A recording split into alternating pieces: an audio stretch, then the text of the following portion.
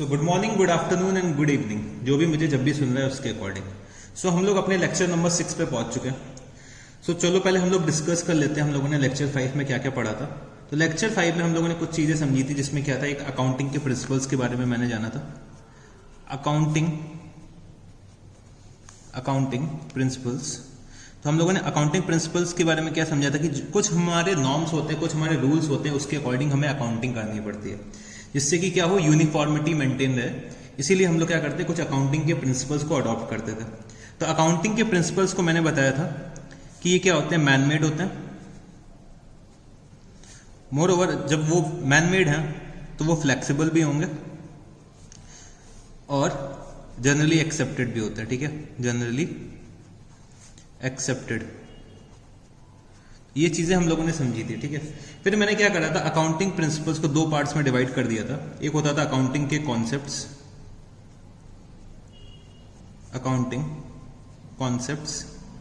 और कुछ होते थे अकाउंटिंग के कन्वेंशंस।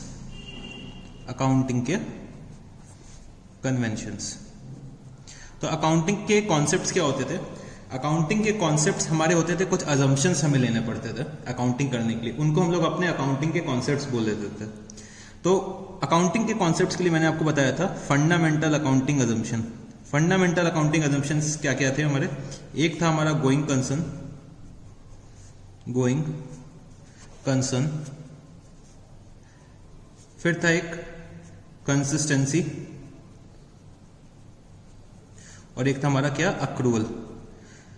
तो हमने तीन फंडामेंटल अकाउंटिंग अजम्पशन समझे थे। गोइंग कंसर्न हमारा क्या बोलता था कि हमारे बिजनेस की जो लाइफ है वो नेवर एंडिंग है। ठीक है, हम लोग बिजनेस इसलिए नहीं शुरू करते कि हम लोगों का इंटेंशन क्या है कि बिजनेस हमें जल्दी हमें क्लोज नहीं करना है। ठीक है, हमें अपने बिजनेस को एक लंबे टाइम तक लेकर चलना है। तो ये हमारा गोइंग कंसर्न का अजम्पशन था। कंसिस्टेंसी क्या कहता था कि अगर हम लोग कोई भी एक अकाउंटिंग की प्रैक्टिस अडॉप्ट करते हैं, अगर अकाउंटिंग की प्रैक्टिस अडॉप्ट करते हैं तो उसे हमें एटलीस्ट 3 से 4 साल तक तो फॉलो करना ही करना है। ठीक है, फिर हम लोगों ने अक्रूवल के बेसिस पे समझा था कि जो हमारे बिजनेस के रेवेन्यूज हैं, इनकम्स हैं, एसेट्स एंड लायबिलिटीज हैं, मतलब किसी भी तरीके का ट्रांजैक्शन अगर अकर होता है तो हमें उसके अकरेंस के टाइम पे ही वो ट्रांजैक्शन रिकॉर्ड कर लेना है। हमें कैश के सेटलमेंट तक वेट नहीं करना है। ठीक है, हमें कैश के सेटलमेंट तक वेट नहीं करना है, मतलब ट्रांजैक्शन जैसे ही अकर होगा हमें अपने बुक्स ऑफ अकाउंट्स में उसे रिकॉर्ड कर लेना है। फिर हम लोग अपने अकाउंटिंग के कन्वेंशंस में आए थे। ठीक है, तो अकाउंटिंग के कन्वेंशंस क्या थे, हमारे कुछ आउटकम्स होते थे जो अकाउंटिंग के ट्रेडिशन के। ठीक है, बहुत टाइम से कोई एक चीज चली आती थी तो वो क्या बन जाता था, एक ट्रेडिशन बन जाता था। इसी को हम लोग क्या बोल देते थे, हमारे अकाउंटिंग के कन्वेंशंस। तो चलो जी, अकाउंटिंग के कन्वेंशंस में हमने क्या क्या समझा था। एक हमने समझा था सेपरेट एंटिटी कॉन्सेप्ट। तो सेपरेट एंटिटी कॉन्सेप्ट क्या होता था, ये कॉन्सेप्ट ये बोलता है कि जो हमारे बिजनेस का ओनर है और जो हमारा बिजनेस है, दोनों एक सेपरेट एंटिटी है, दोनों की अलग अलग एग्जिस्टेंस है। फिर हमने पढ़ा था मनी मेजरमेंट।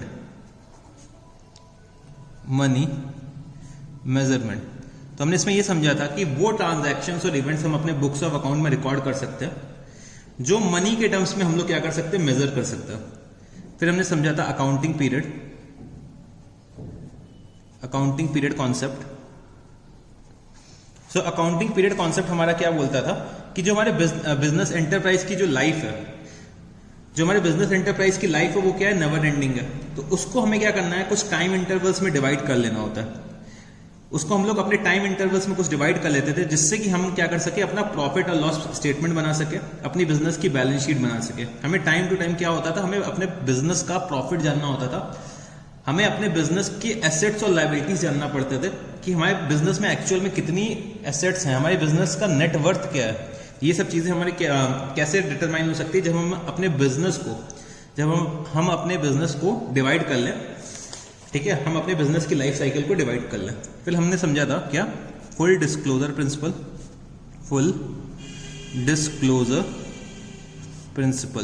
तो फुल डिस्क्लोजर प्रिंसिपल हमारा क्या बोलता था कि जितने भी सिग्निफिकेंट इंफॉर्मेशन है हमें उनको प्रॉपर्ली डिस्क्लोज कर देना है अपने फाइनेंशियल स्टेटमेंट्स में। तो फुल डिस्क्लोजर प्रिंसिपल में हमने एक एग्जांपल भी समझा था कि कंटेंजेंट लायबिलिटी का हमने एक एग्जांपल भी लिया था। सो नेक्स्ट क्या हमारा, मटेरियलिटी। तो मटेरियलिटी के बारे में हमने क्या समझा था कि हमारे जो बिजनेस के इंपॉर्टेंट ट्रांजैक्शंस होते हैं जिनका सिग्निफिकेंट हो सकता है, हमारे सिग्निफिकेंट इफेक्ट हो सकता है हमारे फाइनेंशियल स्टेटमेंट्स को, हमें उनको क्या करना है, डिस्क्लोज करना है। तो इसके लिए मैंने आपको एक एग्जांपल दिया था बिल गेट्स का और एक आम इंसान का, ठीक है। तो चलो जी, फिर हमने क्या करा था, प्रूडेंस के बारे में समझा था। तो प्रूडेंस मैंने जैसे कि बताया था, प्रूडेंस या फिर कंजर्वेटिज्म, ये हमारा सबसे इंपॉर्टेंट कॉन्सेप्ट होता था। तो प्रूडेंस या कंजर्वेटिज्म को हम लोग क्या बोलते थे कि do not anticipate profit but provide for anticipated losses. हमें अपने लॉसेस को एंटिसिपेट करना है बट हमारे प्रॉफिट्स को एंटिसिपेट नहीं करना है। अगर हमें लगता है कि हमें फ्यूचर में लॉस अकर होगा तो हमें उसे अपने बुक्स ऑफ अकाउंट्स में आज ही रिकॉर्ड करना है, ठीक है। हमें अपने बुक्स ऑफ अकाउंट्स में उसे आज ही रिकॉर्ड करना होता था। फिर एक हमने समझा था हिस्टोरिकल कॉस्ट का principle, historical cost principle. Historical cost में क्या होता था, जो हमारे बिजनेस के एसेट्स होते थे हमें उसे किस पे रिकॉर्ड करना होता था, कॉस्ट प्राइस पे। जो हमारे बिजनेस के एसेट्स होते थे हम इंश्योर करते थे कि हमें अपने उस एसेट को कॉस्ट प्राइस पे रिकॉर्ड करना, जिस प्राइस पे परचेज करें, मतलब कॉस्ट प्राइस और एक्विजिशन प्राइस, ठीक है। तो ये होता था हमारा हिस्टोरिकल कॉस्ट।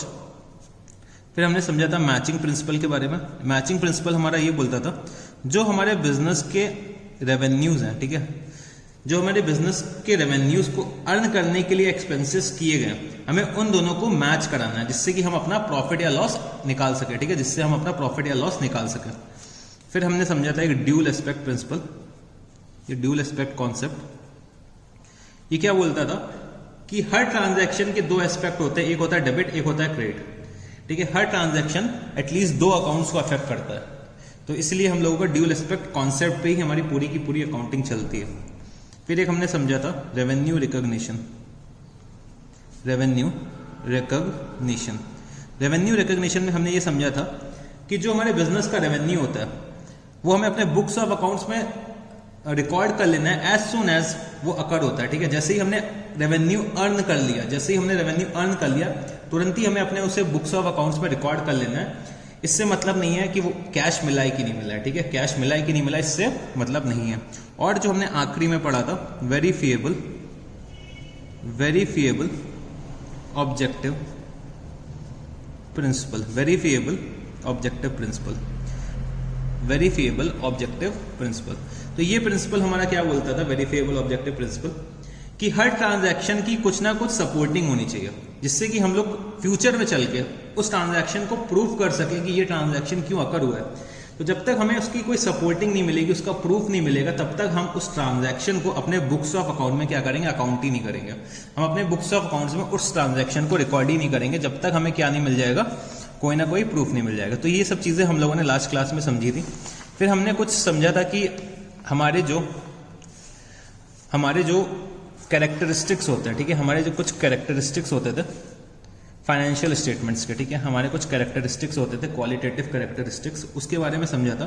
तो जो हमारे 4 प्रिंसिपल क्वालिटेटिव कैरेक्टरिस्टिक्स होते थे वो सबसे पहले हम लोग के कौन कौन से होते थे। एक तो होता था अंडरस्टैंडेबिलिटी, अंडरस्टैंडेबिलिटी। फिर हमने समझा था रेलेवेंस। फिर एक होता था रिलायबिलिटी, रिलायबिलिटी, और एक होता था कंपैरेबिलिटी। ये हमारे क्या थे, 4 क्वालिटेटिव, ठीक है, प्रिंसिपल क्वालिटेटिव, कंपैरेबिलिटी। तो ये हमारे क्या होते थे, प्रिंसिपल क्वालिटेटिव कैरेक्टरिस्टिक्स होते थे। इसके अलावा भी जो हमने पढ़े थे वो कौन कौन से थे वो भी हम लोग चलो क्विकली एक बार गो थ्रू कर लेते हैं। इसके अलावा हम लोगों ने क्या पढ़ा था, एक था मटेरियलिटी, मटेरियलिटी, एक हमने समझा था faithful representation, faithful representation, substance over form, substance over form आज हम लोग अपना डिस्कस कर लेंगे क्या होता है सब्सटेंस ओवर फॉर्म। फिर हमने समझा था न्यूट्रलिटी, न्यूट्रलिटी, प्रूडेंस, और भी कुछ एक दो और थे, ठीक है। इतने हम लोगों ने अप्रोक्सीमेटली कुछ क्वालिटेटिव कैरेक्टरिस्टिक्स के बारे में समझा था। तो उसी टॉपिक को आज मैं और आगे लेकर चलता हूँ। और आज हम लोगों का जो है थ्योरी का जो पॉइंट ऑफ व्यू से हम लोगों को अपना कवर करना था, काफ़ी चीज़ें थ्योरी के पॉइंट ऑफ व्यू से कवर हो जाएंगी और मोस्ट प्रोबेबली आज ही हम लोग अपने प्रैक्टिकल एस्पेक्ट्स पे भी आ जाएंगे। सो आज हमें अपना थ्योरी के 2 टॉपिक्स को और फिनिश करना है। वो मोस्ट प्रोबेबली 1 आवर में हो जाएंगे, 1 घंटे में फिनिश हो जाएंगे। उसके बाद हम लोग अपने प्रैक्टिकल में पहुंच जाएंगे। ठीक है सर, मैं बाकी बातें समझ में आ गई हैं। तो चलो जी बच्चे और आगे बढ़ते हैं और कुछ चीज़ें डिस्कस करते हैं थ्योरी की। सो एक बार के लिए मैं आपको पहले बुक दिखा देता हूँ जो क्वेश्चंस दे रखे हुए हैं। तो लिखा हुआ है क्या है कि right short notes on fundamental accounting assumptions. हम लोग लिख सकते हैं क्या क्या होता है, तो गोइंग कंसर्न, कंसिस्टेंसी और अक्रूवल। फिर हमने समझा था पीरियोडिसिटी कॉन्सेप्ट। पीरियोडिसिटी हमारा क्या था, अकाउंटिंग पीरियड जो कॉन्सेप्ट होता है उसी को हम लोग पीरियोडिसिटी कॉन्सेप्ट बोलते हैं, तो उसके बारे में भी लिख सकते हैं। अकाउंटिंग के कन्वेंशंस क्या होते हैं उसके बारे में भी लिख सकते हैं। ठीक है, फिर हमने समझा था money measurement concept, matching concept के बीच में क्या डिफरेंसेस होते हैं वो भी हम लोग लिख सकते हैं।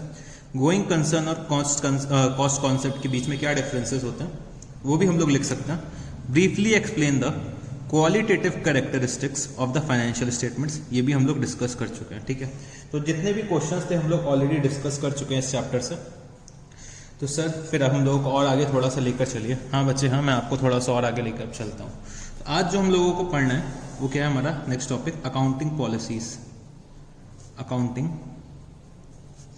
पॉलिसीज ये भी हम लोगों ने लास्ट क्लास में काफ़ी हद तक डिस्कस कर लिया था। फिर भी चलो मेरे को एक बार फॉर्मली आपको बताना है तो फिर मैं इसको भी बता के फिनिश करता हूँ। तो अकाउंटिंग पॉलिसीज हमारी क्या होती हैं, specific accounting principles, specific accounting principles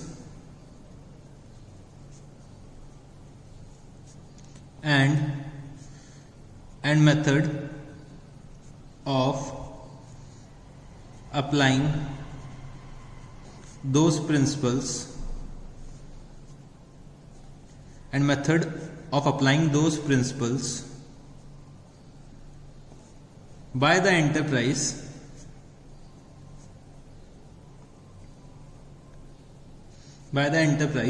in the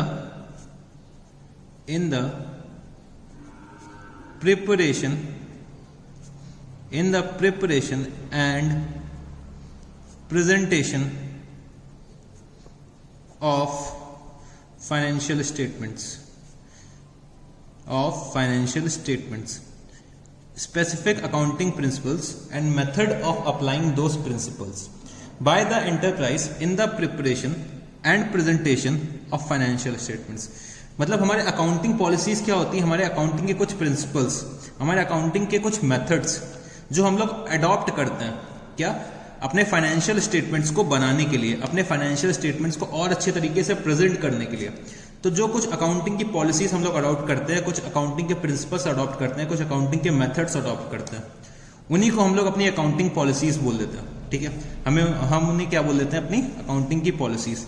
तो अकाउंटिंग की पॉलिसीज जो होती हैं वो हमारे कुछ एक होते हैं अकाउंटिंग स्टैंडर्ड्स। तो AS number 1 accounting standard number 1 में हमारी कुछ अकाउंटिंग के पॉलिसीज का हमें क्या करना पड़ता है, डिस्क्लोजर करना पड़ता है।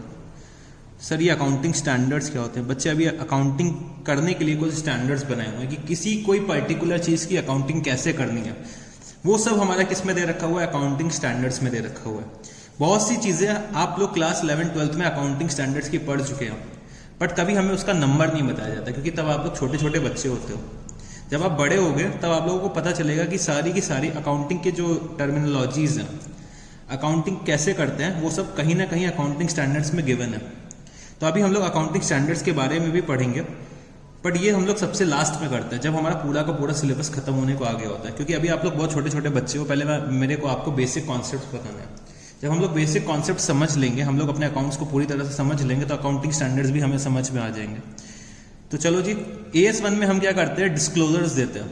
डिस्क्लोजर्स किसके देते हैं, हमारी अकाउंटिंग के पॉलिसीज के। ठीक है, तो AS 1 का नाम ही क्या होता है, डिस्क्लोजर ऑफ अकाउंटिंग पॉलिसीज। ठीक है, डिस्क्लोजर ऑफ अकाउंटिंग पॉलिसीज इसका नाम होता है। तो डिस्क्लोजर हम लोग देते हैं अपने AS 1 में कि कौन कौन सी अकाउंटिंग की पॉलिसीज को अडॉप्ट कर रखा है। सर कुछ एग्जाम्पल क्या आप हमें दे सकते हैं कि हमारी कौन कौन सी अकाउंटिंग की पॉलिसीज होती हैं। हाँ बच्चे, हाँ ये नोट कर लो। तो different accounting policies, different accounting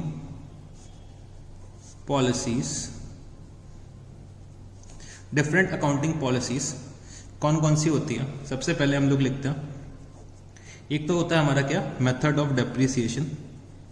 method of depreciation का क्या मतलब हो गया कि हम लोग स्ट्रेट लाइन मेथड फॉलो करते हैं कि written down value method follow करते हैं। तो ये हो गया हमारा क्या, मेथड ऑफ डेप्रिसिएशन। दूसरा हम लोग लिख सकते हैं valuation of inventories. Valuation of inventories, हम अपने स्टॉक का वैल्यूएशन, हम अपनी इन्वेंट्रीज का वैल्यूएशन जो एक्चुअली में मेरे पास रखी हुई है उनका वैल्यूएशन हम कैसे करते हैं, उसके लिए हम लोग भी एक अकाउंटिंग पॉलिसी को अडॉप्ट करते हैं जिसका नाम क्या होता है, वैल्यूएशन ऑफ इन्वेंट्रीज। जब आप ये चैप्टर पढ़ेंगे तो और डिटेल में इस चीज़ को समझेंगे जब हम लोग इस चैप्टर में पहुंच जाएंगे। उसके बाद होता है एक ट्रीटमेंट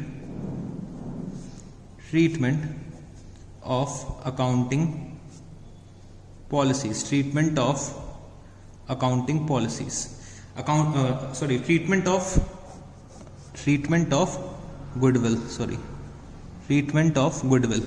गुडविल का हमें कैसे ट्रीटमेंट करना है अपने बुक्स में, हमें अपने गुडविल का वैल्यूएशन कैसे करना है, उसका ट्रीटमेंट कैसे करना है, उसके लिए भी हमें एक स्पेसिफिक अकाउंटिंग पॉलिसी बनानी पड़ती है।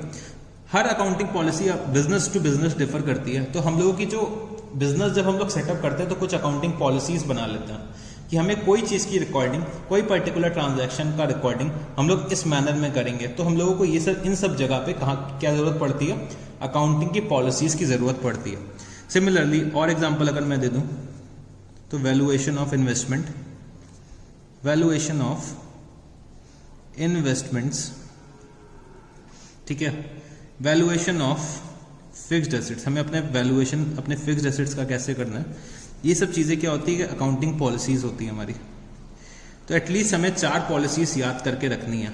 NE4 हम लोग याद कर सकते हैं, NE4, ठीक है। कम से कम हमें 4 अकाउंटिंग की पॉलिसीज याद रखनी है। हो सकता है एक एग्जाम में क्वेश्चन आ जाए कि please explain different accounting policies या फिर give examples of different accounting policies, तो हम लोग क्या कर सकते हैं, लिख सकते हैं, ठीक है।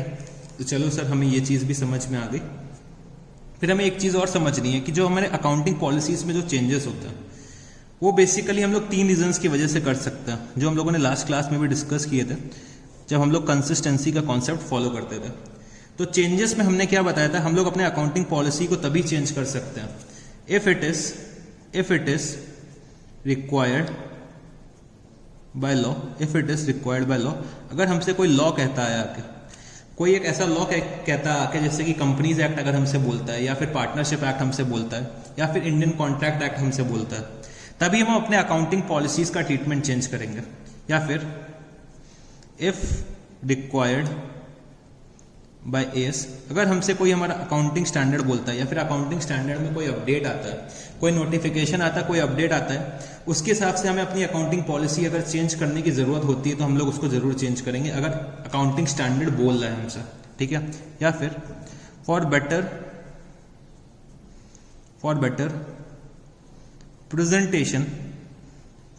प्रेजेंटेशन ऑफ फाइनेंशियल स्टेटमेंट्स, तो हम लोग अपनी अकाउंटिंग की पॉलिसीज चेंज कर सकते हैं अगर हमें लगता है कि अकाउंटिंग पॉलिसी चेंज करके हमारे फाइनेंशियल स्टेटमेंट्स और बेटर वे में हम लोग लोगों के सामने प्रोड्यूस कर सकते हैं, लोगों के सामने प्रेजेंट कर सकते हैं और बेटर वे में। तो हमें क्या करना है, अपने अकाउंटिंग की पॉलिसीज को चेंज कर लेना है, ठीक है। तो हम लोग बेसिकली तीनों में से अगर कोई भी एक रीजन सेटिस्फाई हो जाता है, तीनों में से अगर कोई एक भी रीजन सेटिस्फाई हो जाता है तो हमें ये इंश्योर करना है कि हमें अपनी अकाउंटिंग की पॉलिसीज चेंज करनी है, ठीक है। सर, हमें ये बात भी समझ में आपकी आ गई, ठीक है बच्चे, ठीक है। चलो हम लोग और थोड़ा सा आगे बढ़ते हैं। जब हम लोग अपने फाइनेंशियल स्टेटमेंट्स बनाते हैं, तो हमें क्या करना होता है, हमें क्या इंश्योर करना होता है कि हमें अपनी सारी की सारी accounting policies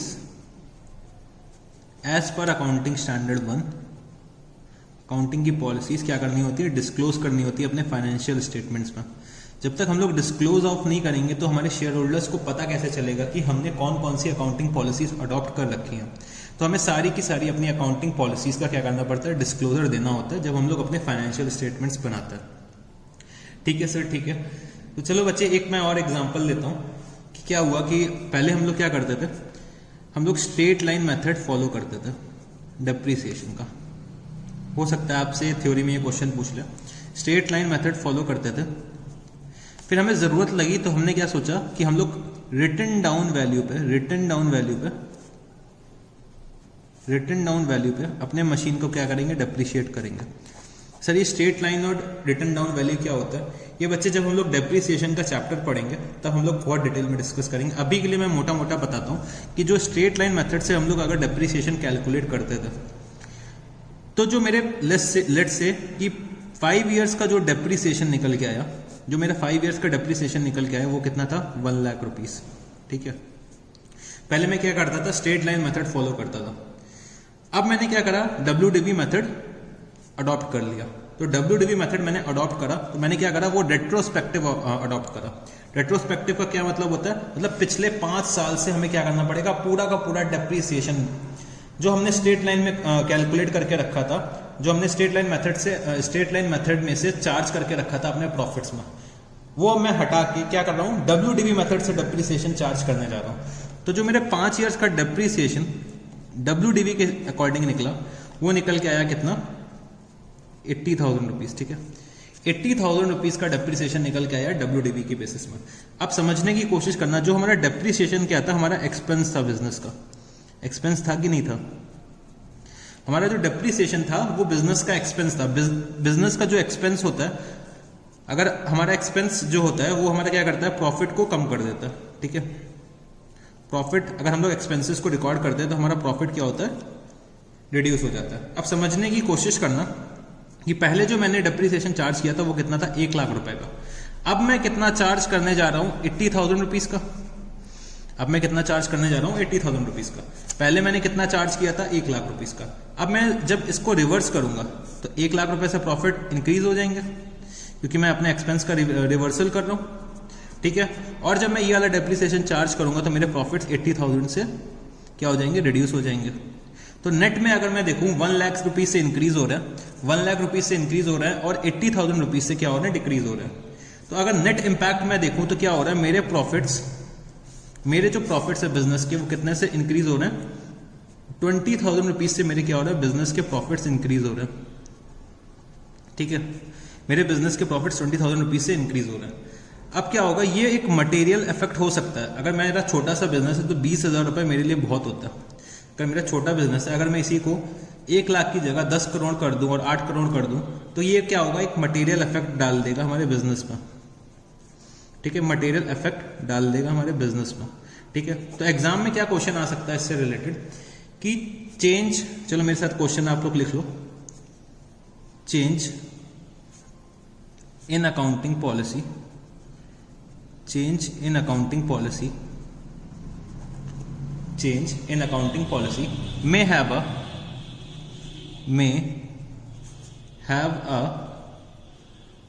material effect. Change in accounting policy may have a material effect on the items of financial statements. On the items of financial statements, on the item of financial statements. इसको हम लोग inverted commas में कर लेते हैं। ठीक है, explain the above statement, explain the above statement, explain the above statement with the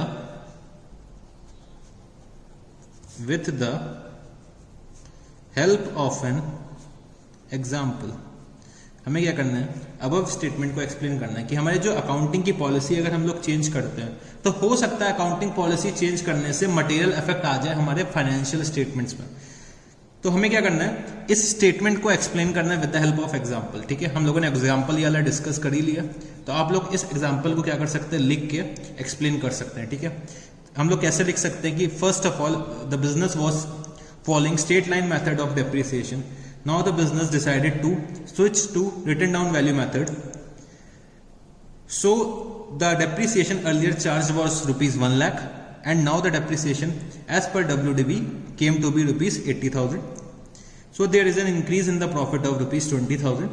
So it may have a material effect on the financial statements. इसको हम लोग इस तरीके से लिख सकते हैं अपने आंसर्स के लिए. ठीक है, तो ये चैप्टर भी हम लोगों ने फिनिश कर लिया. हमारा जो अकाउंटिंग पॉलिसीज का चैप्टर था ये भी हम लोगों ने फिनिश कर लिया. तो अब हम लोग अपने एक और नेक्स्ट चैप्टर की तरफ बढ़ेंगे.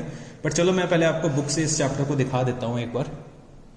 तो जैसे कि हम लोग अपने यूनिट नंबर 6 में आ गए. इसमें एक चीज़ और डिस्कस करने को बाकी है कि हम लोग कौन कौन सी अकाउंटिंग पॉलिसीज, जब हम लोग सिलेक्शन करते हैं अकाउंटिंग पॉलिसीज का, जब हम लोग अपने अकाउंटिंग पॉलिसीज को बिजनेस में अडॉप्ट करते हैं तो उस सिलेक्शन को हम लोग कौन से बेसिस में करते हैं, वो चीज़ इसमें दे रखी हुई है। तो सिलेक्शन जो हम लोग अकाउंटिंग पॉलिसीज का करते हैं वो 3 चीज़ों पर बेस्ड होता है। जो हमारे अकाउंटिंग पॉलिसीज का जो सिलेक्शन होता है, selection of accounting policies, selection of accounting policies, वो 3 चीजों पे बेस्ड होता है। बेस्ड ऑन किस किस चीज पे? एक तो प्रूडेंस के कॉन्सेप्ट पे जो हम लोग ऑलरेडी डिस्कस कर चुके हैं। एक किस पे होता है based? Substance over form, substance over form, इसको अभी हम लोग डिस्कस कर लेते हैं। और मटेरियलिटी, मटेरियलिटी तो ये हम लोग पहले डिस्कस कर चुके हैं। जो हम लोग अपने अकाउंटिंग पॉलिसीज का सिलेक्शन किसके बेसिस पे करते हैं? प्रूडेंस, मटेरियलिटी और substance over form. Substance over form, materiality और प्रूडेंस। तो हम लोग प्रूडेंस और मटेरियलिटी को पहले ही हम लोग डिस्कस कर चुके हैं लास्ट क्लास में। आज हम लोग बस सब्सटेंस ओवर फॉर्म के बारे में थोड़ा सा और जानने की कोशिश करते हैं कि सर ये सब्सटेंस ओवर फॉर्म का मतलब क्या होता है। तो चलो बच्चे एक छोटी सी हेडिंग डाल लो मेरे सामने मेरे साथ, substance over form, substance over form. तो बच्चे जब हम लोग सब्सटेंस ओवर फॉर्म को पढ़ते हैं, जब हम लोग अपने सब्सटेंस ओवर फॉर्म को पढ़ते हैं तो हम लोग समझते हैं ये 3 वर्ड्स हैं, 3 वर्ड्स हैं। ये वर्ड नंबर 1 है, ये 2 है और 3 है। तीनों को हम लोगों को अलग अलग तरीके से इंटरप्रेट करना है, मतलब अलग अलग सेपरेटली इंटरप्रेट करना है। तो सबसे पहले ये चीज समझने की कोशिश करो, वर्ड का मतलब क्या है पता है? सब्सटेंस ओवर फॉर्म अगर आप कहीं भी निकल जाओ, किसी भी बच्चे से पूछो तो उसको इसका मतलब नहीं पता होता। सब्सटेंस ओवर फॉर्म को अगर मैं बहुत अच्छे से समझने की कोशिश करूं तो हमने क्या करा, उसको 3 पार्ट्स में ब्रेक कर दिया। जैसे कि नहीं ब्रिटिशर्स करते थे डिवाइड एंड रूल, तो हमें भी ऐसा ही करना है अकाउंट्स में भी। जब हम लोग क्वेश्चन सॉल्व करेंगे तो हम लोग ये पॉलिसी बहुत ज्यादा यूज करेंगे कि हमें हर क्वेश्चन को डिवाइड एंड रूल करना है, जिससे कि क्वेश्चन और इजी हो जाए। तो सब्सटेंस ओवर फॉर्म, सब्सटेंस एक वर्ड हो गया, ओवर अलग हो गया और फॉर्म, ठीक है, 3 वर्ड्स हो गए। Substance over form, substance over form मतलब सब्सटेंस और फॉर्म। सब्सटेंस क्या है? ओवर है फॉर्म के, मतलब हमें सब्सटेंस को इंपॉर्टेंस ज्यादा देनी है in comparison to form. Sir but substance का मतलब क्या, फॉर्म का मतलब क्या, ये तो पहले बताइए, तब तो हम ज्यादा इंपॉर्टेंस दे पाएंगे सब्सटेंस को। बच्चे सब्सटेंस का मतलब होता है क्या? Factual information, factual information, factual information. और फॉर्म का क्या मतलब होता है? लीगल ओपिनियन, या कह सकते हो लीगल फॉर्म, लीगल फॉर्म। तो हमें जो हमारी फैक्चुअल इंफॉर्मेशन होती है उसको हमें ज्यादा इंपॉर्टेंस देना है इन कंपैरिजन टू हमारे जो लीगल फॉर्म है, हमारा जो लीगल व्यू है। सर क्या मतलब हुआ इसका, अभी भी मेरे को समझ भी नहीं आया। तो चलो बच्चे मैं एक आपको एग्जांपल देता हूं। मैंने क्या करा, 25 मार्च को मैंने क्या करा, 25 मार्च को एक बिल्डिंग परचेज करी, ठीक है, बिल्डिंग परचेज करी। बिल्डिंग जो मैंने परचेज करी वो थी 25 लाख रुपीस की। मैंने एक बिल्डिंग परचेज करी और उस बिल्डिंग की क्या वैल्यू थी? 25 लाख रुपीस। तो क्या हुआ कि जब मैंने बिल्डिंग परचेज करी 25 मार्च को, मैंने क्या करा, पूरा का पूरा पैसा 25 मार्च को कैश में दे दिया, या कह सकते हैं बैंक के थ्रू दे दिया। कैश या बैंक के थ्रू मैंने क्या करा, पूरा का पूरा पैसा दे दिया। बट क्या हुआ कि जो हमने बिल्डिंग परचेज करी थी, जब हम लोग बिल्डिंग परचेज करते हैं तो उसका जो टाइटल होता है एक डॉक्यूमेंट के थ्रू ट्रांसफर होता है, जिसकी हम लोगों को रजिस्ट्री करानी पड़ती है, ठीक है। टाइटल ट्रांसफर करने के लिए, मतलब अगर ये बिल्डिंग का पहले मालिक कौन था? वाई था, और मैं कौन हूं? एक्स। जो वाई सेल ऑफ कर रहा है एक्स को, जब वो टाइटल ट्रांसफर हो रहा है तो क्या हुआ कि कुछ डॉक्यूमेंटेशन पार्ट होता है। तो उस डॉक्यूमेंटेशन पार्ट में कुछ थोड़ा सा टाइम लगता है, इस डॉक्यूमेंटेशन पार्ट के प्रिपरेशन में थोड़ा सा टाइम लगता है। तो मैंने क्या करा, पूरा का पूरा पैसा दे दिया 25 मार्च को। बट मेरी ओनरशिप जो ट्रांसफर हुई है, जो ओनरशिप ट्रांसफर हुई है, मतलब जो डॉक्यूमेंट्स रेडी हुए हैं, डॉक्यूमेंट्स जब रेडी होकर साइन हो जाएंगे तभी तो मेरे को ओनरशिप ट्रांसफर होगी। जब मैं उस डॉक्यूमेंट्स में साइन कर दूंगा, मतलब एक्स साइन कर देगा और वाई दोनों मिलकर साइन कर देंगे उस डॉक्यूमेंट में, तभी तो वो बिल्डिंग ट्रांसफर होगी एक्स के पास। तो जो सेल डीड थी वो अभी तक साइन नहीं हुई है। तो अगर मैं कंसिडर करूं कि 25 लाख रुपए तो मैं दे चुका हूं, बट अभी तक ओनरशिप तो नहीं ट्रांसफर हुई, क्योंकि दोनों ने अभी तक साइन नहीं करा है किसी डॉक्यूमेंट में। और जो साइन करा, जिस दिन साइन करा उस दिन था 4 4 अप्रैल, और जो मेरा अकाउंटिंग का ईयर है वो 31 मार्च यहाँ पे एंड हो चुका है। अब बच्चे समझने की कोशिश करो, मैंने 25 मार्च को पैसा दे दिया, मैंने 25 मार्च को पैसा दे दिया, बट मैं ओनर कब बन रहा हूँ? 4 अप्रैल को।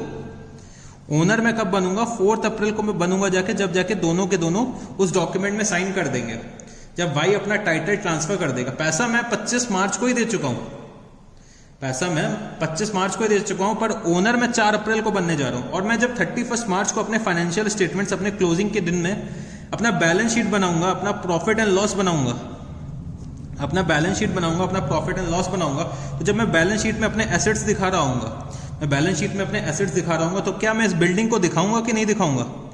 सर हम लोग बिल्डिंग को कैसे दिखा सकते हैं?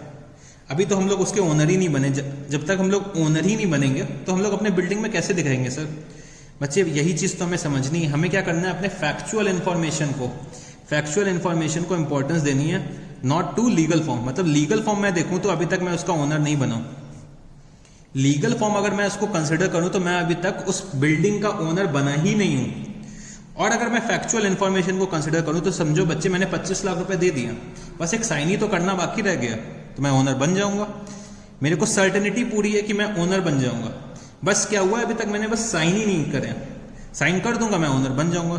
तो बच्चे हम लोग क्या करते हैं? Substance over form. हमें फैक्चुअल इन्फॉर्मेशन को ज्यादा इंपॉर्टेंस देनी पड़ती है। हमें अपने फैक्ट्स को इंपॉर्टेंस देना है in comparison to legal form.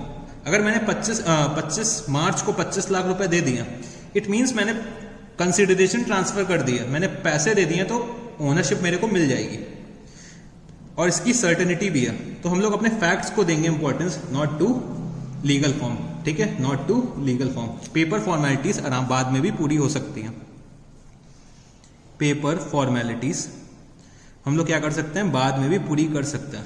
ठीक है, अब समझने की कोशिश करना। जब 25 मार्च को मेरे बिजनेस से 25 लाख रुपए गए होंगे, ठीक है, जब मैं अपनी अकाउंटिंग कर रहा हूँ, मैं अपना जब जर्नल बना रहा हूँ, उसको तो मेरे को ट्रांजैक्शन रिकॉर्ड करना ही पड़ेगा ना। अगर मैं लीगल फॉर्म को इंपॉर्टेंस दे दूं तो समझने की कोशिश करना, मेरे बिजनेस से क्या जा रहा है? कैश जा रहा है। हमने समझा था ड्यूल एस्पेक्ट का कॉन्सेप्ट, एक कि हर ट्रांजैक्शन के 2 एस्पेक्ट्स होते हैं। एक एस्पेक्ट तो क्या हो गया कि मेरे बिजनेस से क्या जा रहा है? कैश जा रहा है, कैश मेरे बिजनेस से बाहर जा रहा है। बट दूसरा एस्पेक्ट मेरा अगर देखो तो मैं किसको रिकॉर्ड करूं? अगर आप लोग कहोगे कि सर अभी तक बिल्डिंग के आप ओनर नहीं बने हो, आप अभी तक बिल्डिंग के ओनर नहीं बने हो, तो आप अपने बिजनेस में बिल्डिंग कैसे दिखा सकते हो? बच्चे अगर लीगल फॉर्म को ले लोगे तो इसका कोई दूसरा एस्पेक्ट दिखेगा ही नहीं। और हमें अकाउंटिंग तो करनी है ना, जब हम अकाउंटिंग करने चलेंगे हमें 2 अकाउंट्स को एटलीस्ट इफेक्ट करना है, तो दूसरा अकाउंट हम लोग क्या करेंगे? अपना बिल्डिंग का ही अकाउंट लेके चलेंगे। तो सब्सटेंस ओवर फॉर्म क्या कहता है हमारा? हमें अपने फैक्चुअल इंफॉर्मेशन को ज्यादा इंपॉर्टेंस देनी है in comparison to legal opinion या लीगल फॉर्म को। तो यही हमारा सब्सटेंस ओवर फॉर्म का मतलब होता है। होप सो आप लोगों को ये चीज बहुत अच्छे से समझ में आ गई होगी। अब आप लोग ये चीज दूसरे किसी और को भी समझा सको, ठीक है, क्योंकि सब्सटेंस ओवर फॉर्म किसी को भी जनरली इसका मतलब नहीं पता होता, ठीक है। तो सब्सटेंस ओवर फॉर्म जो मैंने क्वालिटेटिव कैरेक्टरिस्टिक्स पढ़ी थी, क्वालिटेटिव कैरेक्टरिस्टिक्स में पढ़ा था इसको, मतलब मैंने कहा था कि बाद में कराऊंगा मैं। तो क्वालिटेटिव कैरेक्टरिस्टिक्स एक बार फिर से ओपन करना और बुक से एक बार रीड कर लेना, ठीक है, एक बार रीड कर लेना बुक से सब्सटेंस ओवर फॉर्म के बारे में, पूरा का पूरा देखना, यही ऐसे ही कुछ लिखा होगा, ऐसे ही कुछ मतलब निकल के आएगा, ठीक है। तो हम लोगों ने सब्सटेंस ओवर फॉर्म के बारे में भी डिस्कस कर लिया। तो हमने सारी की सारी सिलेक्शन ऑफ अकाउंटिंग पॉलिसीज के बारे में हमने समझ लिया। तो हम लोग सिलेक्शन ऑफ अकाउंटिंग पॉलिसीज किसके बेसिस पे करते हैं? प्रूडेंस, सब्सटेंस ओवर फॉर्म और मटेरियलिटी, ठीक है। हमने तीनों को डिस्कस कर लिया। अब हम लोग चलो एक बार बुक से फिर से मैं आपको दिखा देता हूँ। तो अगर मैं बुक से दिखा दूँ तो सिलेक्शन ऑफ अकाउंटिंग पॉलिसीज हमारा हो चुका है, मीनिंग ऑफ अकाउंटिंग पॉलिसीज भी हम लोग समझ चुके हैं, सिलेक्शन ऑफ अकाउंटिंग पॉलिसीज के बारे में फिर से दे रखा हुआ है। चेंजेस इन अकाउंटिंग पॉलिसी कब हो सकते हैं? उन तीनों में से कोई भी एक कंडीशन सेटिस्फाइड हो जाए, मतलब if required by law, if required by as, या फिर better presentation of financial statements. ये भी हम लोगों ने डिस्कस कर लिया। और यहाँ पे हमारा ये वाला चैप्टर भी खत्म हो गया, मतलब हमारा जो यूनिट 6 था फर्स्ट चैप्टर का, ये भी फिनिश हो गया। अगर मैं बुक से क्वेश्चंस दिखाऊं तो एक क्वेश्चन तो यही है जो मैंने लिखवाया था अभी आप लोगों को एग्जाम्पल के साथ, कि ऐसे हम लोग एक्सप्लेन कर सकते हैं, ठीक है। बुक में जो दे रखा हुआ है, बुक में भी यही मेथड यही एग्जाम्पल दे रखा हुआ है कि हम लोग डेप्रिसिएशन मेथड को चेंज कर रहे हैं या फिर वैल्यूएशन ऑफ इन्वेंट्री के मेथड को चेंज कर रहे हैं। तो बुक में 2 एग्जाम्पल दे रखे हुए हैं, आप कोई भी एक एग्जाम्पल याद रख सकते हैं। दूसरा एक और क्वेश्चन क्या था, अकाउंटिंग पॉलिसीज का क्या मतलब होता है और कहाँ कहाँ ये अकाउंटिंग पॉलिसीज यूज होती है, मतलब identify few areas wherein different accounting policies are frequently encountered. तो इस चीज के बारे में भी हम लोग समझ चुके हैं, हम लोग कहाँ कहाँ अकाउंटिंग पॉलिसीज का यूज करते हैं, किस किस चीज के ट्रीटमेंट के लिए हमें अकाउंटिंग पॉलिसीज चाहिए होती हैं और हमें कैसे उसका डिस्क्लोजर करना होता है अकाउंटिंग स्टैंडर्ड 1 के अकॉर्डिंग अपने फाइनेंशियल स्टेटमेंट्स में। तो ये चैप्टर भी हमारा खत्म हो गया। सो अब हम लोग अपने नेक्स्ट चैप्टर की तरफ बढ़ते हैं। सो जो हमारा नेक्स्ट चैप्टर है वो बहुत छोटा सा चैप्टर है, इसका नाम क्या है, measurement, accounting as a measurement discipline. तो मेजरमेंट के बारे में हमें समझना है। सबसे पहले हमें बच्चे ये मालूम होना चाहिए जो अकाउंटिंग में हम लोग मेजरमेंट करते हैं, अकाउंटिंग में जो हम लोग मेजरमेंट करते हैं वो हम लोग किस में करते हैं, मॉनेटरी टर्म्स में करते हैं। कोई भी ट्रांजैक्शन को हम लोग कैसे रिकॉर्ड कर सकते हैं, अपने मॉनेटरी टर्म्स में, जब तक हम लोग उसे क्वांटिफाई नहीं करेंगे, जब तक उसको हम लोग मनी वैल्यू में कन्वर्ट नहीं कर लेते कोई भी ट्रांजैक्शन या इवेंट को, तब तक वो ट्रांजैक्शन या इवेंट को हम लोग क्या अपने बुक्स ऑफ अकाउंट में रिकॉर्ड नहीं कर सकते। जब तक हम अपने ट्रांजैक्शन और इवेंट्स को मनी के टर्म्स में कन्वर्ट नहीं कर लेते तब तक हम अपने उसे बुक्स ऑफ अकाउंट्स में रिकॉर्ड नहीं कर सकते हैं, ठीक है। तो यही हमारा मेजरमेंट का प्रिंसिपल होता है। तो अगर हमसे कोई पूछे कि बच्चे मेजरमेंट प्रिंसिपल क्या होता है अकाउंटिंग के लिए, तो हम लोग बता देंगे मनी क्या होता है, हमारा मेजरमेंट प्रिंसिपल होता है। उसके बाद क्या होता है, कुछ एलिमेंट्स होते हैं मेजरमेंट के, एलिमेंट्स ऑफ मेजरमेंट, कि हमें मेजरमेंट कैसे करना है। इसके लिए क्या 3 पार्ट्स में इसको डिवाइड कर दिया गया, 3 पार्ट्स में इसको डिवाइड करा गया। सबसे पहले हमें क्या करना है, सबसे पहला जो स्टेप हमारा क्या होता है, हमें आइडेंटिफाई करना है कि कौन से हमारे ऑब्जेक्ट्स और इवेंट्स हैं जिनको हमें मेजर करना है। तो identification of objects and events, identification of objects and events. फिर हमें क्या करना है, सेलेक्शन ऑफ स्टैंडर्ड्स और स्केल। फिर हमें देखना है कि हमने जो इवेंट्स और ऑब्जेक्ट्स को मेजर करना है उसके लिए हमें कौन सा स्टैंडर्ड अडॉप्ट करना है, कौन से स्केल से हम लोग उसे अडॉप्ट कर सकते हैं। फिर हम लोग क्या करना है तीसरे स्टेप में, इवैल्यूएशन ऑफ डायमेंशन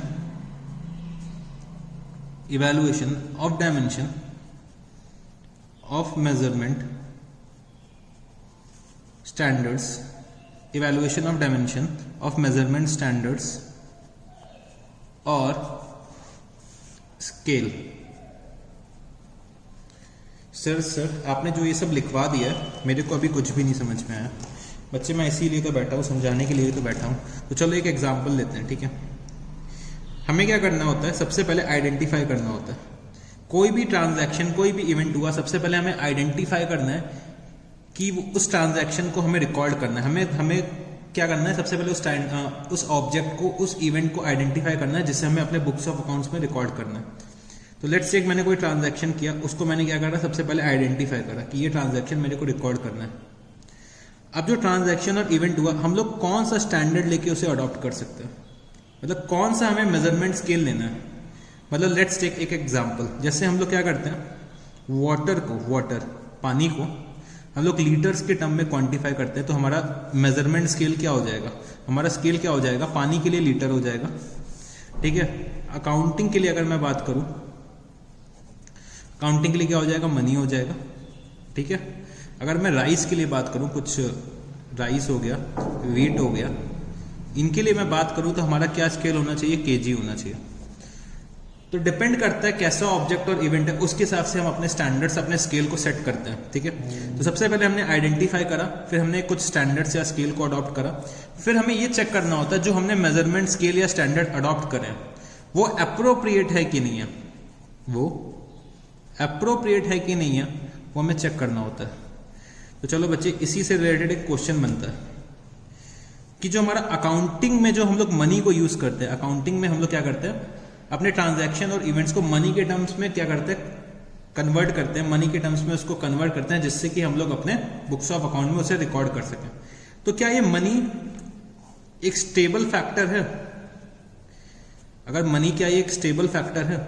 मतलब मनी के टर्म्स में अगर मैंने उसे क्वांटिफाई करा तो क्या वो एक स्टेबल फैक्टर है?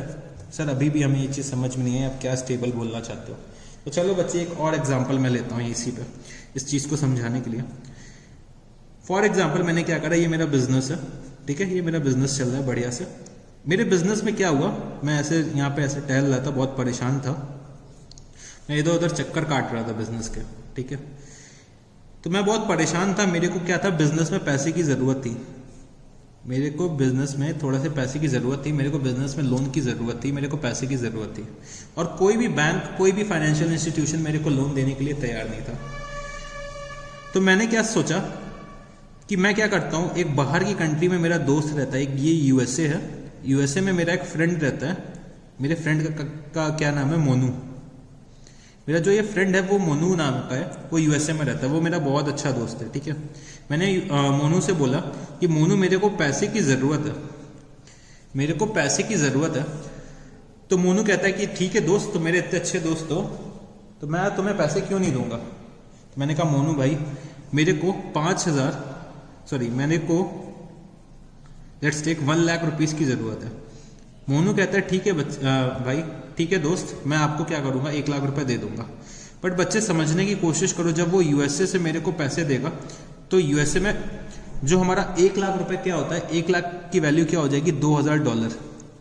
अगर मैं $1 इज इक्वल टू 50 रुपीज़ मान लूँ, अगर मैं $1 इज इक्वल टू 50 रुपीज़ मानूँ तो वो मेरे को क्या करेगा, लोन जो होगा वो डॉलर टर्म्स में देगा, तो $2,000 उसने मेरे को क्या करे होंगे, ट्रांसफर करे होंगे, ठीक है।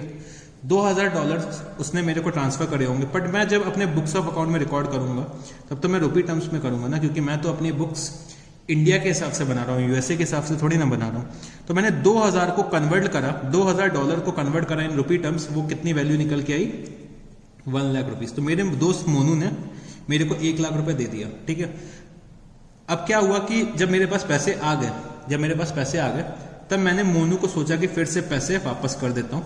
तो मोनू क्या कहेगा, मैंने आपको $2,000 दिए थे, मैं आपसे $2,000 फिर से लूंगा। मोनू क्या कहता है कि मैंने आपको $2,000 दिए थे तो मैं आपसे $2,000 वापस भी लूंगा।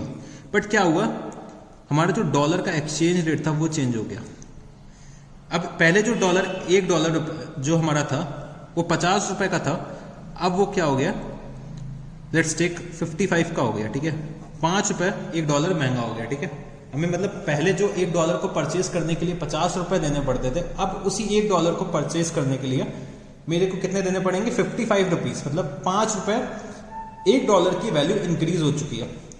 अगर मैं देखूं तो अब मेरे को मोनू को कितना देना पड़ेगा, 2,000 इंटू 55, इतना पैसा देना पड़ेगा, तभी तो मैं $2,000 परचेज कर पाऊंगा।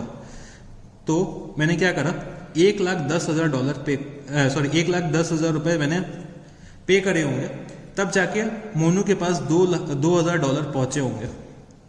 तो समझने की बच्चे कोशिश करो, मनी भी हमारा क्या है, एक स्टेबल फैक्टर नहीं है। डॉलर की वैल्यू जहां चेंज हुई तुरंत ही मेरे को ज्यादा पैसा देना पड़ा। मेरे को मिले कितने थे, 1 लाख रुपए। नो डाउट कि जो हमें पैसा मिला था वो डॉलर टर्म्स में मिला था, तो वो तो सेम था, $2,000 मिले थे, $2,000 में वापस करो। बट अगर मैं मॉनेटरी टर्म्स में, अगर रुपये के टर्म्स में बात करूं तो मेरे को सिर्फ मिला 1 लाख था, बट मैं दे कितना रहा हूं, 1,10,000। तो बच्चे जो हमारा अकाउंटिंग में जो हम लोग मनी भी यूज करते हैं वो भी क्या होता है, स्टेबल नहीं होता है, वो होता है वॉलेटाइल। मनी की वैल्यू भी चेंज होती रहती है टाइम के अकॉर्डिंग, ठीक है। इसका एक और एग्जांपल दे सकता हूं, कोई चीज मेरे को आज 100 रुपए में मिल रही है, ठीक है। मेरे को कोई चीज अगर आज की डेट में मेरे को कोई भी चीज 100 रुपीज की मिल रही है, तो क्या जरूरी है 1 साल बाद भी वो चीज 100 रुपीज की मेरे को मिले। कोई चीज अगर मेरे को 100 रुपए की आज मिल रही है, 100 रुपीज की आज मिल रही है, तो क्या जरूरी है कि वो चीज मेरे को 1 साल बाद भी 100 रुपीज की मिले। नहीं सर, नहीं, बिल्कुल भी जरूरी नहीं है। इसीलिए बच्चे हमारा जो अकाउंटिंग में जो हम लोग मनी का मेजरमेंट यूज करते हैं, जो हम लोग मेजरमेंट स्केल मनी यूज करते हैं, वो भी फिक्स्ड नहीं होता है, वो भी वॉलेटाइल होता है, ठीक है। इससे रिलेटेड हो सकता है कोई क्वेश्चन पूछ रहा है कि जो हम लोग अकाउंटिंग में मेजरमेंट स्केल यूज करते हैं वो क्या होता है, और वो वॉलेटाइल होता है कि स्टेबल होता है, वो वॉलेटाइल होता है कि स्टेबल होता है, उसको with an help of example explain करो। तो हो सकता है हम लोग क्या करेंगे, ये एग्जांपल दे सकते हैं, या फिर हम लोग ऐसे दिखा सकते हैं कि मैं आज मार्केट में सब्जी खरीदने गया, तो मेरे को 1 kg पोटैटो, आलू, 1 केजी पोटैटो मेरे को 20 रुपए में मिल रहा है। फिर मैं जब नेक्स्ट डे खरीदने गया तो पता चला वो पोटैटो मेरे को 25 रुपीज के मिल रहे हैं 1 केजी, सेम क्वांटिटी मेरे को 25 में मिल रहा है। तो बच्चे मेरा मनी जो मेजरमेंट प्रिंसिपल मैंने अडॉप्ट करा था, स्केल अडॉप्ट करा था, वो क्या हो गया, चेंज हो गया। तो हमारा जो स्केल है वो क्या होता है, वॉलेटाइल होता है। वो हो सकता है ज़रूरत के हिसाब से, मतलब टाइम के हिसाब से चेंज होता चला जाता है। ठीक है, हाँ जी सर, हाँ जी, ये चीज़ भी हमें समझ में आ गई। तो चलो बच्चे और थोड़ा सा आगे बढ़ते हैं अब हम लोग।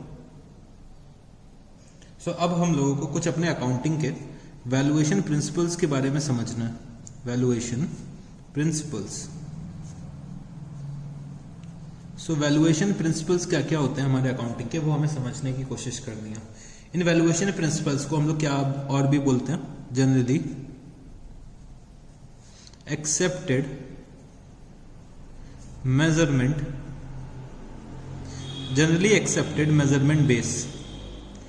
ठीक है, वैल्यूएशन प्रिंसिपल्स को हम क्या भी और बोलते हैं, जनरली एक्सेप्टेड मेजरमेंट बेस।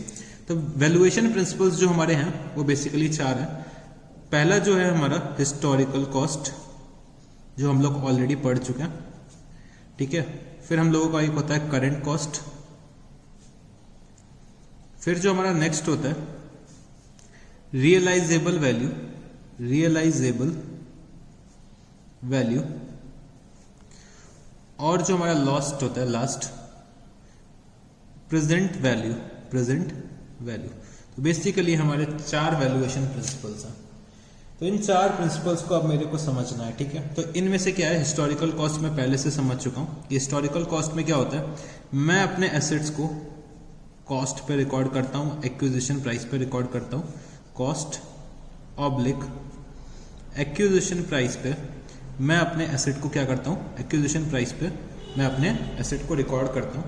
और जो हमारी लायबिलिटीज होती हैं, जो हमारे बिजनेस की लायबिलिटीज होती हैं, तो उन लायबिलिटीज पे जितना भी अमाउंट मेरे को कैश पे करना है, जितने में भी वो लायबिलिटीज क्या हो रही है, सेटल हो रही हैं, उस पर मेरे को क्या करना है, उसको रिकॉर्ड करना है। ठीक है, तो लायबिलिटीज पे अगर मैं लिखना चाहूं तो are recorded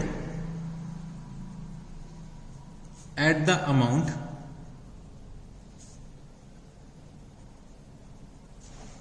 that is to be, at the amount that is to be actually paid या payable to settle it off, to settle it off। तो लायबिलिटीज को हम लोग क्या करते हैं, जितना भी हमें कैश पे करना होगा उसको सेटल करने के लिए उस प्राइस पे, उस रेट पे हम क्या करते हैं, अपनी लायबिलिटीज को रिकॉर्ड करते हैं। और जो हमारे बिजनेस के एसेट्स होते हैं उसको हम लोग कॉस्ट या एक्विजिशन प्राइस पे रिकॉर्ड कर लेते हैं। ये हमारा क्या कहता है, हिस्टोरिकल कॉस्ट का प्रिंसिपल बोलता है। फिर एक हमारा आता है करंट कॉस्ट। सर ये करंट कॉस्ट का क्या मतलब हुआ, अब बच्चे समझने की कोशिश करना। यहाँ पे थोड़ी सी जगह छोड़ देना और मैं थोड़ा सा नीचे एग्जाम्पल के थ्रू एक समझाने की कोशिश करता हूँ। मैंने क्या करा, मैं हूं एक्स, मैंने क्या करा, एक मशीन परचेज करी, मशीन परचेज्ड। ठीक है, मशीन परचेज करी ऑन 1 अप्रैल 2002। मैंने एक मशीन परचेज करी कब, 1 अप्रैल 2002, मतलब 2002 में मैंने परचेज करी।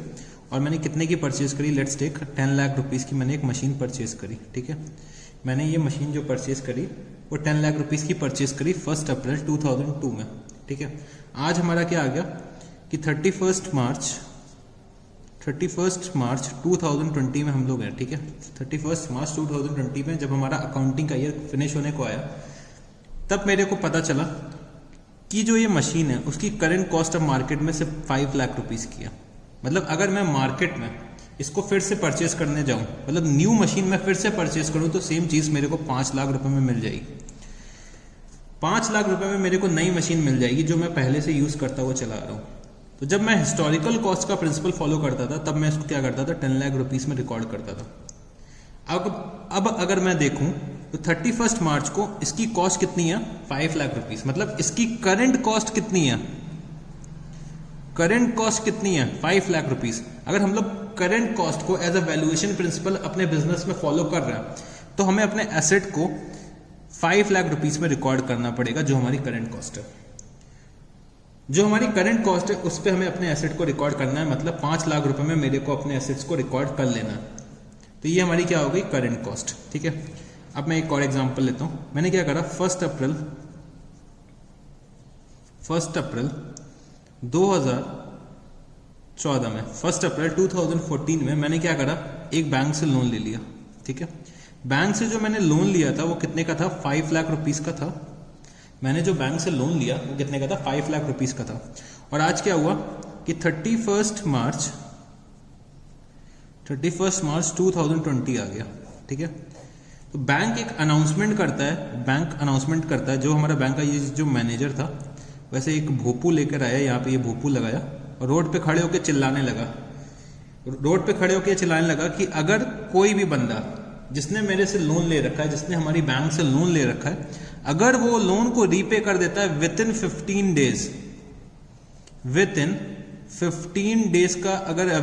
डेज अगर लोन का रीपेमेंट कर देता है तो हम उसको 10% डिस्काउंट अलाउ करेंगे। 10% हम लोग क्या करेंगे, उसका लोन जो होगा वो वेव ऑफ कर देंगे, मतलब छोड़ देंगे, हम लोग माफी दे देंगे कि आपको इतना पैसा नहीं पे करना है। तो जो ये मेरा बिजनेस था, मैंने क्या सोचा कि भाई यही मौका है, 5 लाख की जगह अगर मैं करंटली 10% डिस्काउंट के बाद, अगर आफ्टर 10% वेव ऑफ के बाद मैं उस बैंक को 4,50,000 रुपीज पे कर देता हूँ, तो मेरी लाइबिलिटीज कितने पे सेटल ऑफ हो जाएगी। मेरी लाइबिलिटीज की अगर करंट कॉस्ट देखूं तो 4,50,000 रुपीज में मैं सेटल ऑफ कर सकता हूं। तो समझने की बच्चे कोशिश करना, एसेट्स को हम लोग अपने करंट कॉस्ट पे रिकॉर्ड करते हैं और लाइबिलिटीज को भी हम लोग अपने करंट कॉस्ट पे रिकॉर्ड करते हैं। एसेट्स को भी हम लोग अपने करंट कॉस्ट पे रिकॉर्ड करते हैं और लाइबिलिटीज को भी हम लोग करंट कॉस्ट पे रिकॉर्ड करते हैं। अगर हम लोग अपना वैल्यूएशन प्रिंसिपल कौन सा यूज कर रहे हैं, करंट कॉस्ट, वो जनरली अकाउंटिंग में कहीं भी फॉलो नहीं होता है। हम लोग हर जगह हिस्टोरिकल कॉस्ट ही देखने को मिलेगा। तो बस ये हमें मालूम होना चाहिए कि ये ऐसी भी कोई चीज होती है। ठीक है, तो 4.5 लाख रुपए की मेरी लाइबिलिटीज हो गई और 5 लाख रुपए के मेरे क्या हो गए, एसेट हो गए। तो सर हमें करंट कॉस्ट भी समझ में आ गया। ठीक है बच्चे, ठीक है, चलो मैं अभी इसके बारे में थोड़ा सा बाद में लिखाऊंगा, पहले हम लोग रियलाइजेबल वैल्यू भी समझ लेते हैं इसी एग्जाम्पल के थ्रू। अब बच्चे क्या हुआ, जो मैंने ये मशीन परचेज करके लाया था 1 अप्रैल 2002 में 10 लाख रुपीज की। ठीक है, 10 लाख रुपीज की मैंने क्या करा, ये मशीन परचेज करी। आज मैं क्या कर रहा हूं, इस मशीन को 31 मार्च 2020 में मैंने सोचा कि इस मशीन को आज बेच देते हैं। ये मशीन हमारी जो है वो 18 ईयर्स पुरानी हो गई है, 18 साल पुरानी हो गई है। अब इस मशीन को अब हम लोग अपने बिजनेस में और ज्यादा यूज नहीं कर सकते। इस मशीन को हम लोग अपने बिजनेस में और ज्यादा यूज नहीं कर सकते, तो चलो भैया आज इसको चल के सेल ऑफ कर देते हैं।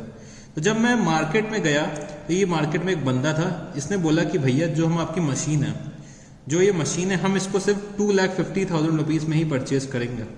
हमने कहा भैया हम लोग तो 10 लाख की इसको परचेज करके लाए थे, आप कह रहे हो कि आप सिर्फ हमको 2,50,000 रुपीज दोगे सिर्फ इसका। तो ये भैया जी बोलते हैं, ये जो हमारे मान लेते हैं ये वाई भैया जी हैं, तो वाई भैया जी बोलते हैं कि भैया जी आपने जो मशीन परचेज कर रखी है वो 18 साल पहले खरीदी थी, 18 ईयर्स पहले खरीदी थी, तो उस पर क्या हुआ, वैल्यू उसकी डिक्लाइन हो गई। तो इसकी वैल्यू जो निकल के आई वो कितनी थी, 2,50,000 रुपीज। मतलब आज मैं अगर मशीन को सेल ऑफ कर देता हूं तो मेरे को 2,50,000 रुपीज मिलेगा। तो भैया जी मैंने क्या बोला कि मैं इस मशीन को अभी नहीं बेचूंगा, मैं इसको और यूज करूंगा। तो अगर हम लोग वैल्यूएशन प्रिंसिपल को रियलाइजेबल वैल्यू पे वैल्यू कर रहे हैं, मतलब हमने वैल्यूएशन प्रिंसिपल रियलाइजेबल वैल्यू वाला अडॉप्ट कर रखा है, तो हमें अपने एसेट्स को रियलाइजेबल वैल्यू पे रिकॉर्ड करना है, मतलब 2,50,000 रुपीज में अब रिकॉर्ड करना होगा। ठीक है, हमें कितने पे रिकॉर्ड करना होगा, 2,50,000 रुपीज में रिकॉर्ड करना होगा, अगर हम लोग रियलाइजेबल वैल्यू फॉलो कर रहे हैं। सिमिलरली अब हम लोग लायबिलिटीज भी समझने की कोशिश करते हैं। तो जैसे कि ये मैनेजर जी जो चिल्ला रहे थे रोड पे भोपो बजा के चिल्ला रहे थे, तो ये बोल रहे थे कि 5 लाख रुपए पे हम लोग 10% वेव ऑफ कर देंगे अगर आप विद इन 15 डेज पेमेंट कर देते हो। और भाई मैंने क्या सोचा 31 मार्च को कि भाई हम लोग तो गरीब लोग हैं, हम लोग कहां से 5 लाख रुपए 15 दिन के अंदर पे कर पाएंगे, हम लोग कहां से 5 लाख रुपए 15 दिन के अंदर पे कर पाएंगे। तो इसका मतलब क्या हो गया, विद इन 15 डेज हम लोग पेमेंट नहीं कर पाएंगे। तो हमारी जो लाइबिलिटीज होंगी वो 5 लाख रुपीज पे तो बुक्स पे अपीयर होंगी। फिर हमें लाइबिलिटीज का जो रियलाइजेबल वैल्यू है, मतलब सेटलमेंट वैल्यू क्या है, वो 5 लाख रुपीज ही रह गया। हमारा क्या हो गया, 5 लाख रुपीज ही रियलाइजेबल वैल्यू रह गया, हम लोग इसका पेमेंट ही नहीं कर पाएंगे। अगर मान लो अगर हम लोग 4,50,000 पे भी पेमेंट करते हैं तो हमारा रियलाइजेबल वैल्यू कितना होता है, 4,50,000 हो जाता है, क्योंकि हमें इतना पे करना था। अगर हम नहीं भी पे करते हैं तो मेरा रियलाइजेबल वैल्यू क्या होगा, चेंज हो जाएगा, 5 लाख रुपीस हो जाएगा।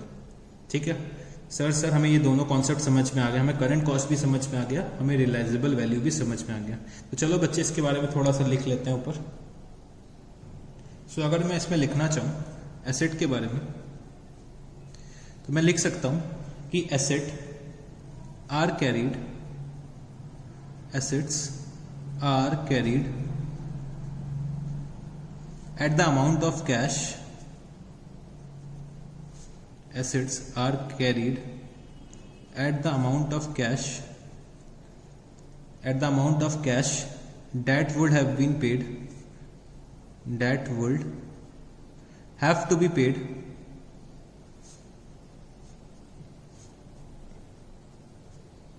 if the same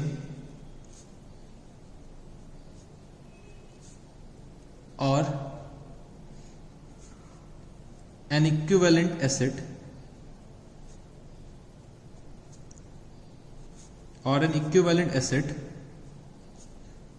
was acquired currently। मतलब एसेट के लिए हमें क्या करना होगा, जो हमारी करंट कॉस्ट होगी, अगर हम लोग वो नया एसेट खरीदने जाते हैं सेम तरीके का या मिलता जुलता अगर हम लोग एसेट फिर से खरीदने जाते हैं तो उसकी जो कॉस्ट होगी वो हमारी क्या हो जाएगी, करंट कॉस्ट हो जाएगी। उसी पे हम लोग करंट कॉस्ट पे रिकॉर्ड कर लेंगे अपने फाइनेंशियल स्टेटमेंट्स में, हमारे बुक्स ऑफ अकाउंट्स में। लायबिलिटीज हम लोग क्या करेंगे, लायबिलिटीज हम लोग किस पे रिकॉर्ड करेंगे, लायबिलिटीज। तो लायबिलिटीज हम लोग किस पे रिकॉर्ड करेंगे वो भी हम लोग लिख लेते हैं। तो लायबिलिटीज आर कैरीड आउट, और liabilities are carried out at the price which is to be paid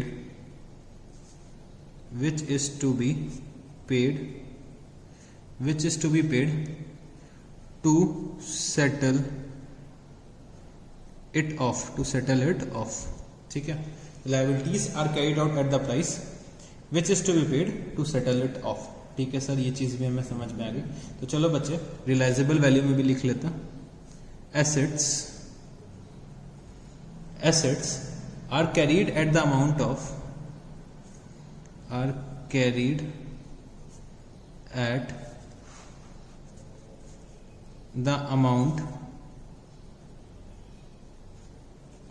cash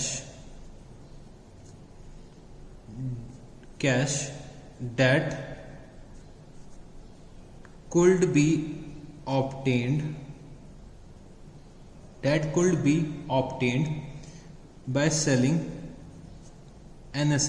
could be obtained by selling an asset, मतलब एसेट्स को हमें उस प्राइस पे रिकॉर्ड करना है। अगर मैं इसको आज ही मार्केट में बेच दूं तो मेरे को इतना पैसा रियलाइज होगा, इतना पैसा मिलेगा। तो जो पैसा मेरे को उम्मीद है मिलने का, उसी पे मैं क्या करता हूँ, अपने एसेट्स की रिकॉर्डिंग कर लेता हूँ। और लायबिलिटीज को मेरे को किस पे रिकॉर्ड करना है, liabilities are recorded at their settlement value। liabilities are recorded at their settlement value। liabilities को हम लोग अपने सेटलमेंट वैल्यू के बेसिस पे रिकॉर्ड कर लेते हैं कि जितने पे भी सेटल हो जाएंगी हम लोग उतने पे अपनी लायबिलिटीज को रिकॉर्ड कर लेते हैं। तो बच्चे लास्ट जो हमारा बचा प्रेजेंट वैल्यू, ठीक है, प्रेजेंट वैल्यू बचा, उसको भी हम लोग समझते हैं। ये चीज आप लोगों ने प्रेजेंट वैल्यू के बारे में मैथ्स में पढ़ लिया होगा या फिर पढ़ने वाले होंगे। प्रेजेंट वैल्यू का जो टॉपिक है वो मैथ्स में बहुत अच्छे से एन्युटी फैक्टर के बारे में समझाया जाएगा। चलो हम लोग भी अभी पहले इसको समझ लेते हैं ये क्या होता है, प्रेजेंट वैल्यू का क्या कॉन्सेप्ट है। बच्चे समझने की कोशिश करना। मैंने क्या करा, ये मेरा बिजनेस है, ठीक है, मेरा बिजनेस है। जो ये मेरा बिजनेस है, मैंने क्या करा, मैं इस बिजनेस का ओनर हूँ, एक्स हूँ मैं इस बिजनेस का ओनर हूँ। मैंने इस बिजनेस में कुछ पैसा इन्वेस्ट करा, लेट्स टेक 1 लाख रुपीस मैंने इन्वेस्ट करा, ठीक है। और बिजनेस क्या कहता है, मैं आपको हर साल 10% का रिटर्न दूंगा। मैं आपको क्या करूंगा, हर साल 10% का रिटर्न दूंगा जितना भी पैसा आप इन्वेस्ट करते हो। तो मैंने जब बिजनेस शुरू किया था तो मैंने कितने पैसे लगा रखे थे, 1 लाख रुपीस इन्वेस्ट कर रखे थे अपने बिजनेस में। जब मैंने बिजनेस शुरू किया था तो मैंने कितने पैसे इन्वेस्ट कर रखे थे, 1 लाख रुपीस, और बिजनेस मेरे से क्या बोलता है, हर साल हम आपको 10% रिटर्न देंगे, 10% रिटर्न देंगे। तो लेट्स टेक, जब मेरा फर्स्ट ईयर आया तो मेरे को कितना रिटर्न मिला, 10,000 रुपीज का, 1 लाख का 10%। जब मेरा सेकेंड ईयर आया फिर से मेरे को 10,000 रुपीज मिला, मेरे हर साल का रिटर्न कितना है, 10% है। थर्ड ईयर आया फिर से मेरे को 10,000 रुपीज मिले होंगे, और जो मेरा फोर्थ ईयर है तब भी मेरे को 10,000 रुपीज मिले होंगे कि नहीं मिले होंगे। और जो मैंने इन्वेस्टमेंट करा होगा वो बिगनिंग में करा होगा, मतलब जीरोथ ईयर में करा होगा, इनिशियल टाइम पे इन्वेस्टमेंट करा होगा, वो कितना होगा, 1 लाख रुपीज का मेरा आउटफ्लो हुआ होगा, ठीक है। और मेरे को हर साल 10 हजार मिलते चले जा रहे हैं, ठीक है। तो इस 1 लाख की वैल्यू तो आज 1 लाख ही होगी, प्रेजेंट वैल्यू, प्रेजेंट के टर्म में उसकी क्या वैल्यू होगी वो मेरे को निकालना है। अब समझने की कोशिश करना, 1 लाख की वैल्यू आज के टाइम पे 1 लाख की तो होगी। जी सर, हमें ये चीज़ अभी बहुत अच्छे से नहीं समझ में आई, तो बच्चे और अच्छे से अभी और मैं समझाता हूँ जब मैं आगे के ईयर्स में पहुंचूंगा। मतलब 10,000 मेरे को क्या मिल रहा है, 10,000 रुपीज मेरे को फर्स्ट ईयर के एंड में मिल जाते हैं। जब मेरा फर्स्ट ईयर खत्म होता है तो मेरे बिजनेस से मेरे को रिटर्न कितना मिल रहा है, 10,000 रुपीज का। तो समझने की कोशिश करना बच्चे आज कि मैं जीरोथ ईयर में खड़ा हूं, यहाँ पे खड़ा हूं, और मैं फर्स्ट ईयर की प्रोडक्शन कर रहा हूं। मतलब जब मैं 1 साल बाद मेरे को 10,000 रुपए मिलेंगे, तो अगर मैं इसकी वैल्यू निकालूं तो इसकी वैल्यू तो 1 साल बाद 10,000 की है ना। अगर मैं इसको आज के टर्म्स में वैल्यू निकालूं तो वो कितनी होगी, इसको मेरे को कैलकुलेट करना है। ये मेरी क्या है, फ्यूचर वैल्यू है। ये मेरी क्या है, फ्यूचर वैल्यू है। मेरे को फ्यूचर वैल्यू को अपने प्रेजेंट वैल्यू में लेकर आना है। मतलब जो मेरे को फ्यूचर में पैसा मिलने वाला है उसको मेरे को करंट टर्म्स में लेकर आना है, उसी को हम लोग क्या बोलते हैं, प्रेजेंट वैल्यू। सिमिलरली जब जो मेरे को ये 10,000 रुपीज फिर से मिलेगा सेकेंड ईयर में, वो तो मेरे को 2 साल बाद मिलना है। बट मैं अगर उसका आज का अजम्पशन लूं, तो उसकी आज की वैल्यू तो मेरे को आज के टर्म्स में लेकर आनी पड़ेगी। सिमिलरली थर्ड ईयर के केस में, सिमिलरली फोर्थ ईयर के केस में। तो हम लोग क्या करते हैं, एक फैक्टर को लेते हैं, एक डिस्काउंटिंग फैक्टर लेते हैं कि किसी चीज की आज वैल्यू 100 रुपए है तो उसकी 1 साल बाद वैल्यू कितनी हो जाएगी, लेट्स टेक 105। तो मेरा फैक्टर क्या हो गया, 5 का, मतलब 5%। हर साल 5% ग्रोथ हो रही है, मतलब हर साल 5% का रिटर्न हमको मिल रहा है। जैसे इस क्वेश्चन में 10% का था, मैंने जो हमने अभी डिस्कस किया, जैसे इसमें 5% की ग्रोथ हो रही है, अब इसमें कितनी हो रही है, 10% की ग्रोथ हो रही है। तो अब मेरे को इसको अगर करंट टर्म्स में लेकर आना होगा तो मेरे को समझना होगा कि जो ये 10,000 रुपए हैं, 10,000 रुपए मेरे को 1 साल बाद मिलने हैं, 10,000 रुपए मेरे को 1 साल बाद मिलने हैं। तो अगर मैं इसको रेट ऑफ इंटरेस्ट से डिवाइड कर दूं, मतलब 1 + 10% से डिवाइड कर दूं, तो इसका मेरा आज की वैल्यू निकल आएगी। बच्चे एक फॉर्मूला होता है प्रिंसिपल निकालने के लिए, क्या, जो भी मेरे को रिटर्न मिल रहा है, जो भी मेरे को रिटर्न मिलेगा उसको हम लोग अपने इंटरेस्ट के फैक्टर से डिवाइड कर देंगे, ठीक है, इनटू नंबर ऑफ ईयर्स। तो लेट्स टेक 10,000 रुपए मेरे को मिला 1 साल बाद, ठीक है। तो 1 साल बाद का मतलब क्या हुआ, टू द पावर 1। ये आप लोग सिंपल मैथ्स में पढ़ेंगे, मैथ्स में इसमें बहुत से क्वेश्चंस कराए जाएंगे। जब आप लोग CA IPCC लेवल पे आएंगे तो इस टाइप के क्वेश्चंस भरे पड़े होंगे, ठीक है। तो उस टाइम बहुत अच्छे से प्रैक्टिस हो जाएगी, बट हमें मैथ्स में बहुत अच्छे से इसको समझते हुए चलना है। तो 10,000 पे अगर मैं निकालना चाहूँ तो 10,000 डिवाइडेड बाय 1 + 0.1, 10% को मैं 0.1 लिख सकता हूँ। इसको मैं और लिखना चाहूँ तो 10,000 डिवाइडेड बाय 1.1, ठीक है। तो 10,000 को अगर मैं 1.1 से डिवाइड करता हूँ तो मेरी क्या वैल्यू निकल के आएगी, आप लोग जरूर से कैलकुलेटर लेकर बैठे होंगे। तो ये निकल के आता है 9090। मतलब जो मेरे को 10,000 रुपए 1 साल बाद मिलने हैं उसकी जो आज की वैल्यू वो कितनी है, 9090, ठीक है। ये चीज समझ में आई। अब समझना, जब मेरा सेकेंड ईयर का 10,000 रुपए आया, अगर उसकी मेरे को वैल्यू निकालनी है तो 1 + 0.1 टू द होल स्क्वायर, क्योंकि 2 साल हो गए, टू द होल स्क्वायर मैं कर दूंगा। अब इसको अगर मैं सॉल्व करता हूं तो 10,000 डिवाइडेड बाय 1.1 का होल स्क्वायर, तो 1.1, फिर से 1.1, तो वैल्यू क्या निकल के आएगी आज के टर्म्स में 8264। मतलब जो पैसा 10,000 2 साल बाद मिलेगा उसकी आज की वैल्यू कितनी है? 8264 है। उसकी आज की वैल्यू कितनी है? 8264। जो पैसा 10,000 रुपए मेरे को 1 साल बाद मिलना है उसकी आज की वैल्यू कितनी है? 9090। तो प्रेजेंट वैल्यू में क्या करते हैं हम लोग, आज के टाइम पे जो फ्यूचर के कैश फ्लोज होते हैं, जो फ्यूचर के अमाउंट्स को हम लोग आज के टर्म्स में कन्वर्ट करके लेकर आते हैं कि आज के टर्म्स में, आज के दिन में उसकी क्या वैल्यू होगी, उसको हम लोग क्या बोल लेते हैं? Present value. ठीक है, तो बच्चे इतना एग्जांपल आई थिंक सफिशिएंट है आपको चीज समझने के लिए। मैथ्स में आप लोग इसके बहुत सारे क्वेश्चंस करोगे, नो डाउट, आपका एक चैप्टर होता है मैथ्स में। तो प्रेजेंट वैल्यू का मतलब क्या होता है? हमें उसको डिस्काउंट करके आगे से पीछे लेकर आना है। आगे से पीछे लेकर आने के लिए हमें क्या करना पड़ता है? उसको डिस्काउंट करना पड़ता है, उसको प्रेजेंट वैल्यू में लेकर आना पड़ता है, मतलब फ्यूचर वैल्यू से प्रेजेंट वैल्यू पे लेकर आना पड़ता है। ठीक है सर, ठीक है, ये चीज हमें समझ में आ गई। ठीक है बच्चे, फिर इसके बारे में थोड़ा सा लिख लेते हैं प्रेजेंट वैल्यू के बारे में। अगर आपके पास पीछे ही जगह हो, डायग्राम में यहाँ पे जगह बच गई हो, तो यहीं पे आप लोग नोट डाउन कर लीजिएगा, वरना मैं क्या कर देता हूँ यहीं पे लिख देता हूँ, क्योंकि मेरे पास वहां पे जगह नहीं बची है। तो प्रेजेंट वैल्यू के बारे में अगर मैं लिखना चाहूँ तो क्या लिख सकता हूँ? An asset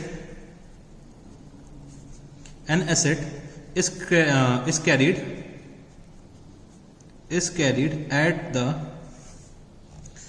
carried at the present discounted value of future net cash inflows that is expected to generate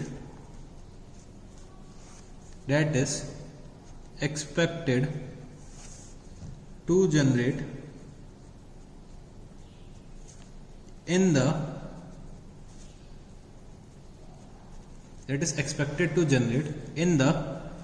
normal course of business। तो हम लोग अपने एसेट को यहाँ पे इस वैल्यू पे रिकॉर्ड करेंगे। तो लेट्स टेक, मैंने जैसे कि एग्जांपल दिया था 1 लाख रुपए इन्वेस्ट किया हुआ बिजनेस में, तो मैंने 1 लाख क्या समझा कि मैंने 1 लाख की मशीन खरीदी। ठीक है, 1 लाख की मशीन खरीदी और हर साल उससे मेरे को रिटर्न कितना मिल रहा है? 10,000 रुपए का पर ईयर का रिटर्न मिल रहा है। तो 10 ईयर की अगर मैं वैल्यू निकालूं हर साल की, जब मैं प्रेजेंट पे लेकर आऊंगा, तो लेट्स टेक फॉर एग्जाम्पल, इससे जो मेरे को रिटर्न्स मिल रहे हैं उसकी ड्यूरिंग द लाइफ में, तो ये तो जैसे मैंने 10,000 रुपए ले रखा हुआ है। फॉर एग्जाम्पल इस मशीन की लाइफ 4 साल की है और जो रिटर्न पर ईयर मिल रहा है, अब वो मैं चेंज कर देता हूँ, इस रिटर्न को मैं कर देता हूँ 30,000 पर ईयर पे मिलता है। ठीक है, 30,000 पर ईयर या 40,000 मोटा मोटा मान लेते हैं, 40,000 रुपीज पर ईयर मिल रहा है। मतलब 1 लाख रुपए लगाता हूँ तो 4 साल में 1,60,000 रुपीज टोटल मिलता है। तो 1,60,000 की अगर मैं प्रेजेंट वैल्यू टोटल करके निकालूं, तो फॉर एग्जाम्पल आज के दिन में मेरे को क्या मिल रहा है? 1,25,000 रुपए मिल रहा है। ठीक है, 1,25,000 रुपए मेरी इसकी क्या निकल के आती है? 1,60,000 की प्रेजेंट वैल्यू। तो मेरे को अपने मशीन को किस पे रिकॉर्ड करना होगा? प्रेजेंट वैल्यू पे रिकॉर्ड करना होगा, मतलब 1 लाख पे नहीं, जिस पे परचेस किया है उस पे नहीं। ये मेरी क्या होगी? Historical cost. ये मेरी क्या होगी? 1 लाख रुपए हिस्टोरिकल कॉस्ट। और जो मेरी 1,25,000 1,25,000 रुपीज मेरा क्या हो गया? Present value. तो मैं क्या करूंगा? 1,25,000 पे रिकॉर्ड कर लूंगा अपने एसेट को। ठीक है, तो वही चीज मैंने इस पे लिखवाई हुई है। अब लायबिलिटीज की केस में मेरे को क्या करना है? Liabilities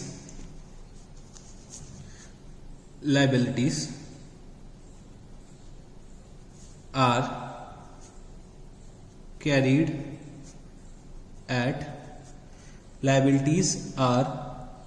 carried at the present discounted value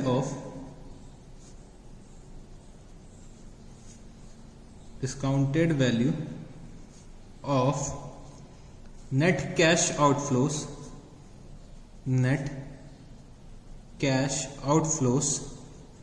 that are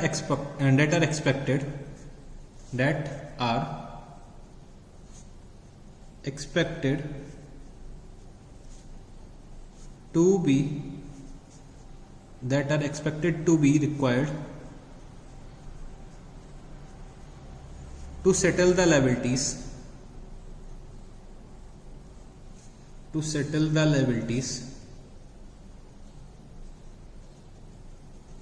to settle the liabilities in the normal course of business, in the normal course of business, in the normal course of business. Sir liabilities के बारे में क्या लिखा है वो भी थोड़ा सा समझा दीजिए। लेट्स टेक बच्चे, मैं एक बहुत जल्दी से एक छोटा सा एग्जांपल लेता हूँ क्योंकि इस पे मैं बहुत ज़्यादा और टाइम नहीं देना चाहता हूँ। तो लेट्स टेक एन एग्जांपल। मैंने क्या करा, एक लोन लिया बैंक से, ठीक है। मैं बैंक के पास गया, मैंने बैंक से लोन लिया, और लोन जो लिया है मैंने क्या करा, 1 लाख रुपीज़ का लोन लिया, ठीक है। मेरे को पर ईयर इंटरेस्ट देना है एट द रेट ऑफ 10%, ठीक है। और मैंने जो ये लोन ले रखा है वो 4 ईयर्स के लिए ले रखा है, ठीक है।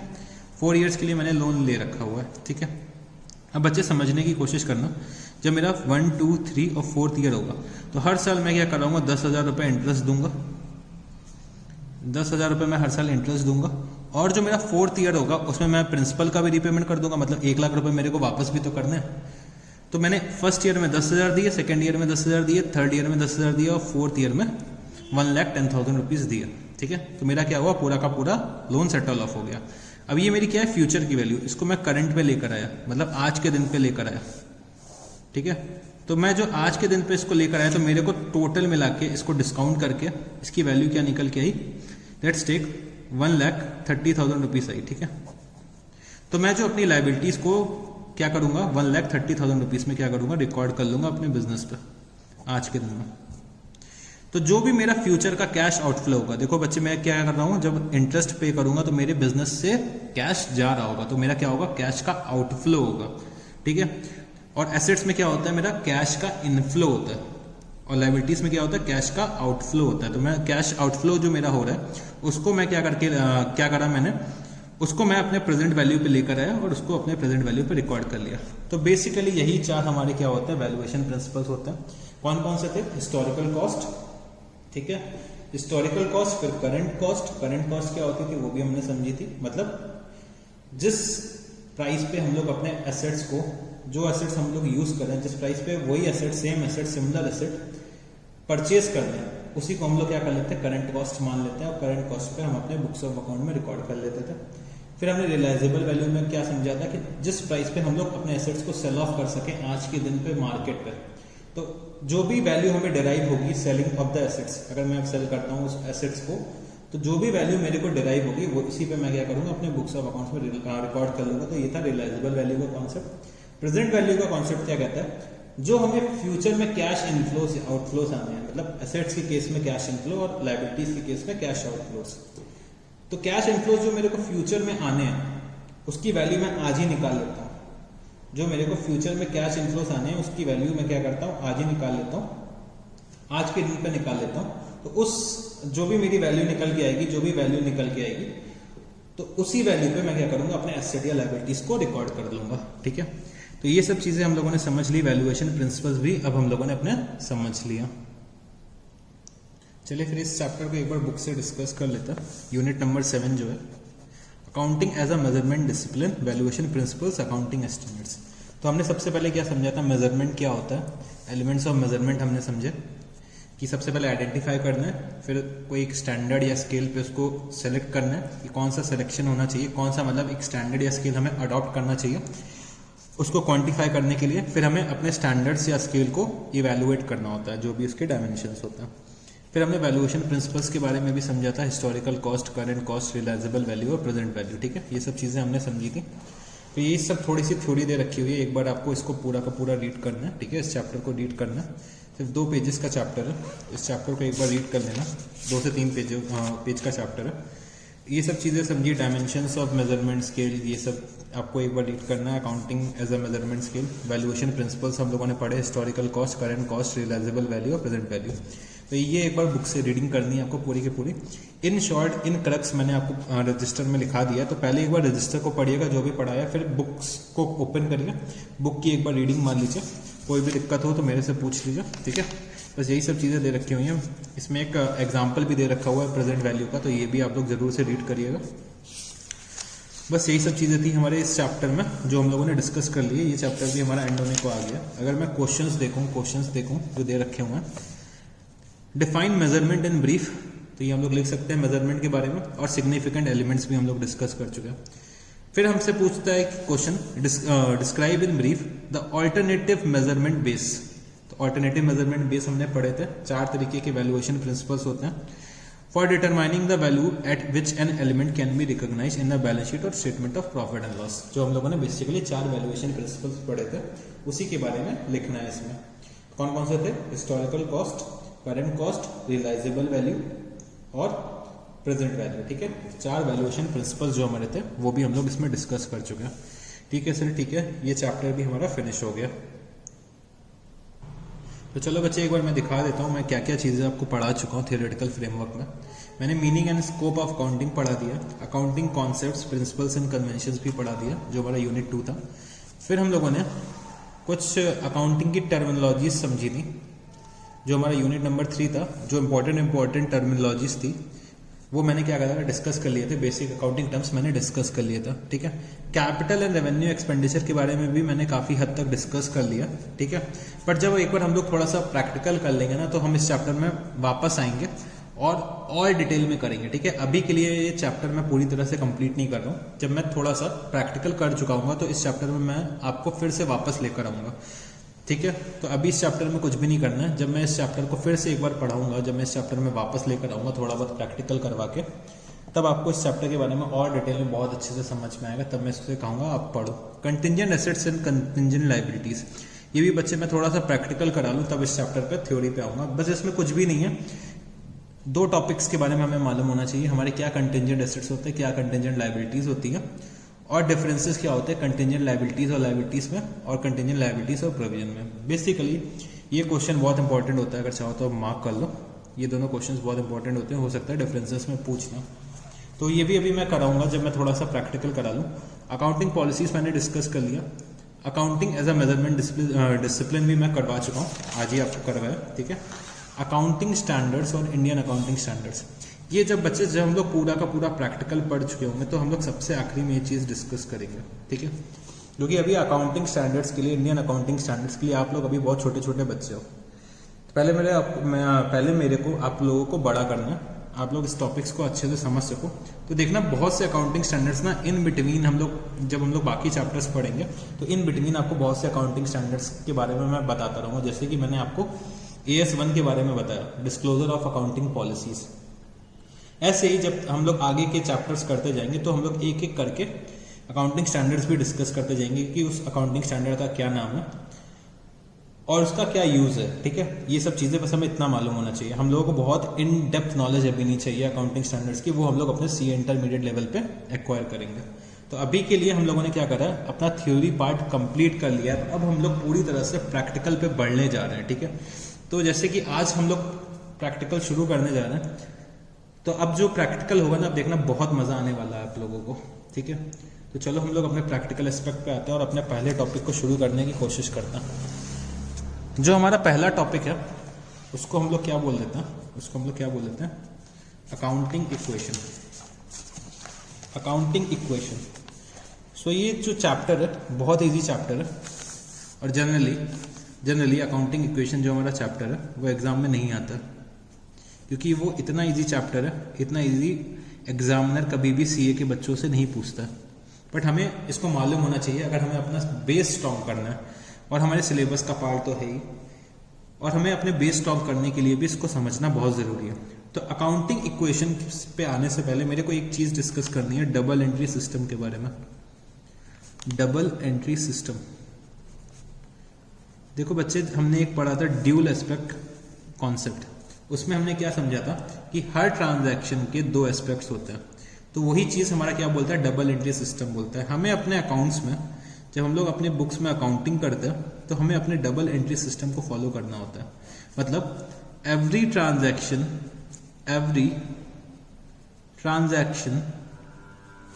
Has 2 aspects. Every transaction has 2 aspects.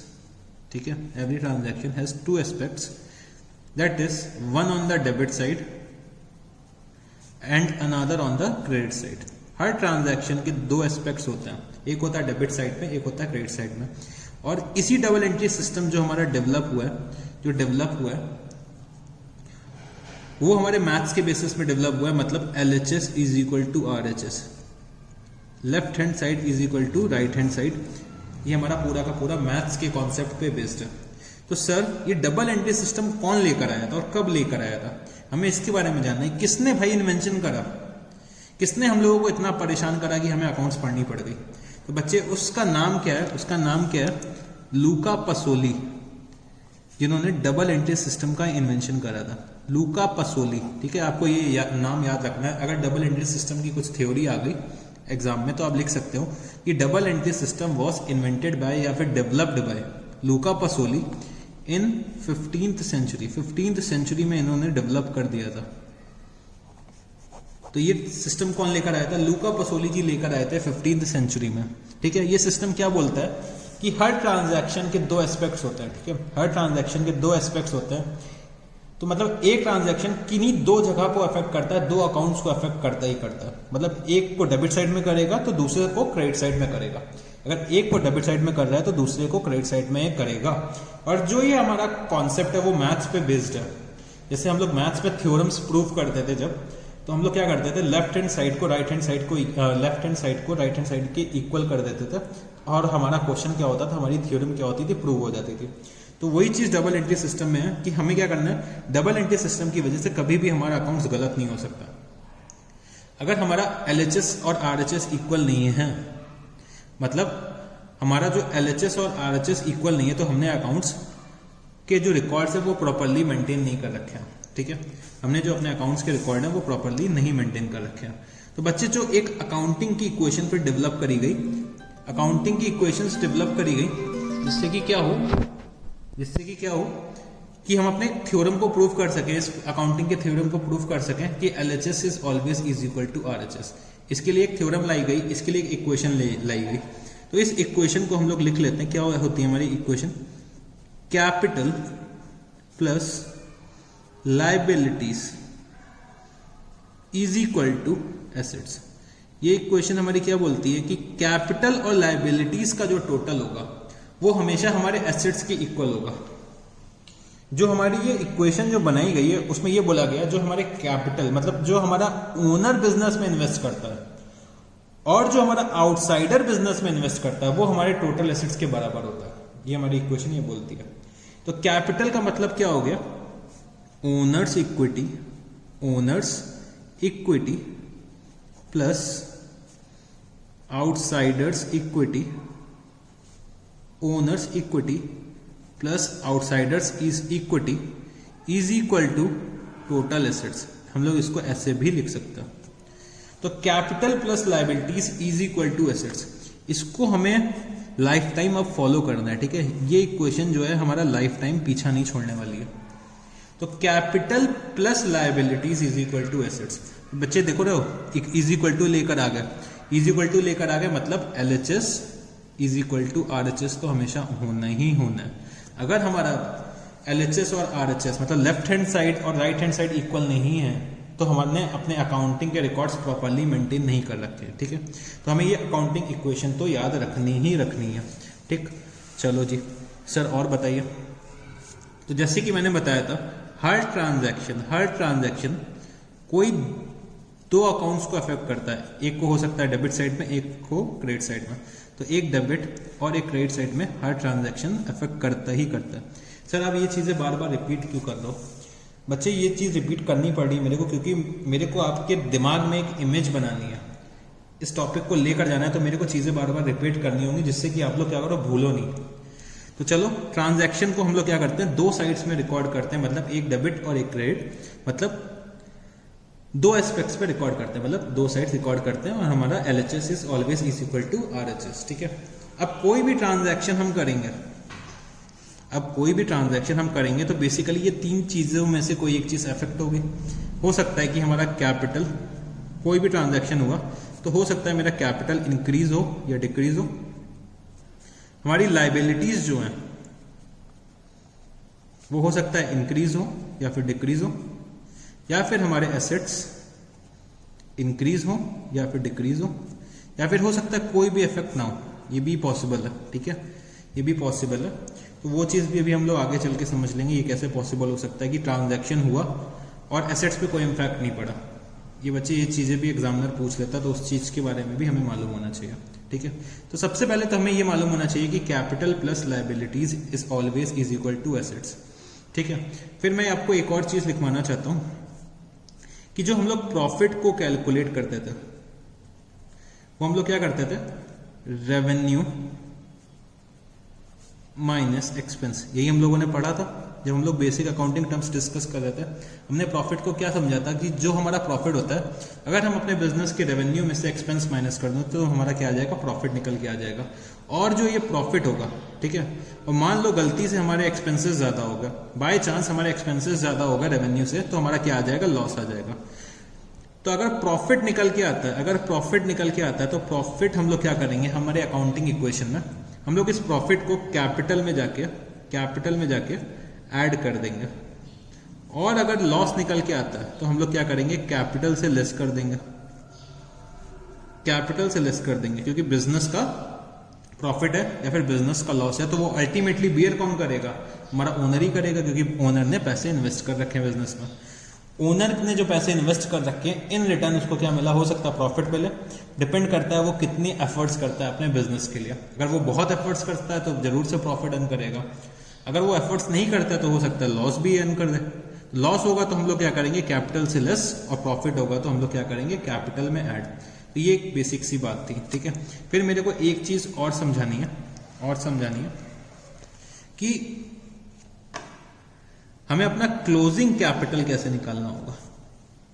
Closing capital, तो क्लोजिंग कैपिटल के लिए समझना होगा हमें कि जो भी हमारा ओपनिंग कैपिटल होगा, ओपनिंग कैपिटल मतलब लेट्स टेक मेरा अकाउंटिंग ईयर शुरू होता है 1 अप्रैल 2019 को, तो ये मेरा क्या हो गया, ओपनिंग कैपिटल। इस दिन मेरा अकाउंटिंग ईयर शुरू हुआ, और जो मेरा क्लोजिंग कैपिटल होगा वो कब होगा, 31 मार्च 2020 को मेरा क्या आ गया, क्लोजिंग कैपिटल आ गया। अब ओपनिंग कैपिटल में अगर मैं profits during the year add कर दूं और इससे मैं माइनस क्या कर दूं, बिजनेस से जो भी मैंने ड्राइंग्स कर रखी है, वो मैं क्या करूं, माइनस कर दूं। प्लस मैंने जो भी एडिशनल कैपिटल लेकर आया हूं बिजनेस में, एडिशनल कैपिटल जो मैं लेकर आया हूं बिजनेस में वो ऐड कर दूं, तो मेरे को क्या पता चल जाएगा, क्लोजिंग कैपिटल पता चल जाएगा।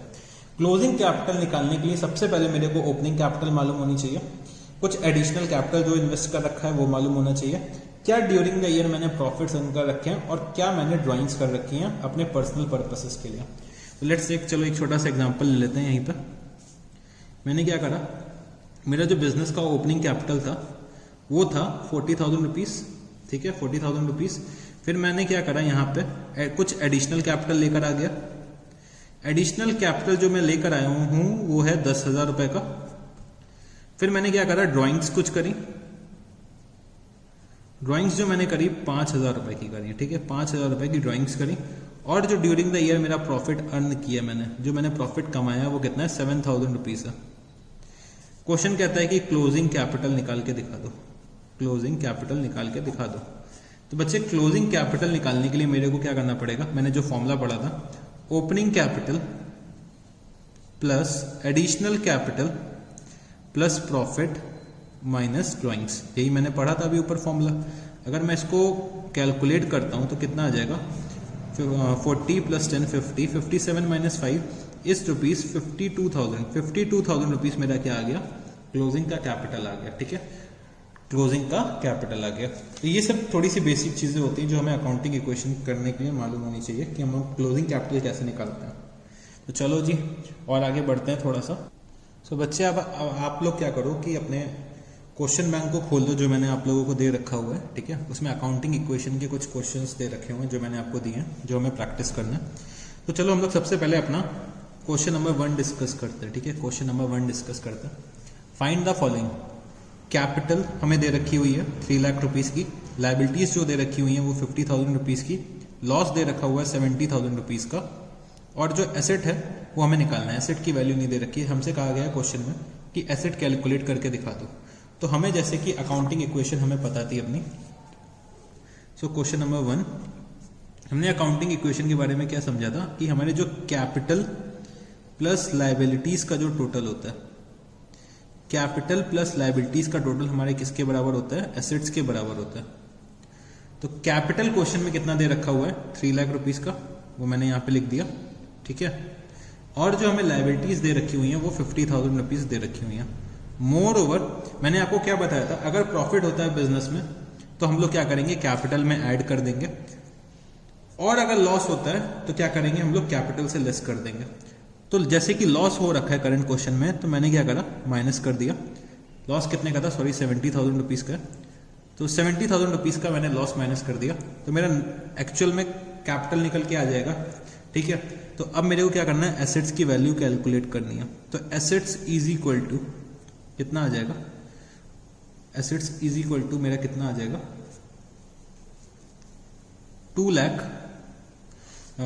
2,80,000 रुपीज की मेरे क्या आ जाएंगे, एसेट्स आ जाएंगे, ठीक है। मेरी लाइबिलिटीज, ठीक है, मेरे एसेट्स कितने आ जाएंगे, 2,80,000 रुपीज के, तो मतलब 3 lakh minus 70,000 is 2,30,000 plus 50,000 is 2,80,000। Sir ये तो क्वेश्चन बहुत इजी था। हाँ बच्चे हाँ, बहुत इजी क्वेश्चन ही पहले डिस्कस करना है। क्वेश्चन नंबर 2 हमारा क्या दे रखा हुआ है, calculate closing capital and profit. Calculate closing capital and profit. तो ओपनिंग कैपिटल दे रखा हुआ है, क्लोजिंग एसेट्स दे रखे हुए हैं, क्लोजिंग लाइबिलिटीज दे रखी हुई हैं, और हमसे क्वेश्चन क्या एक्सपेक्ट करता है कि हमें क्लोजिंग कैपिटल और प्रॉफिट निकालना है। हमें क्या निकालना है, क्लोजिंग कैपिटल और प्रॉफिट निकाल के दिखाना है। तो क्वेश्चन नंबर 2,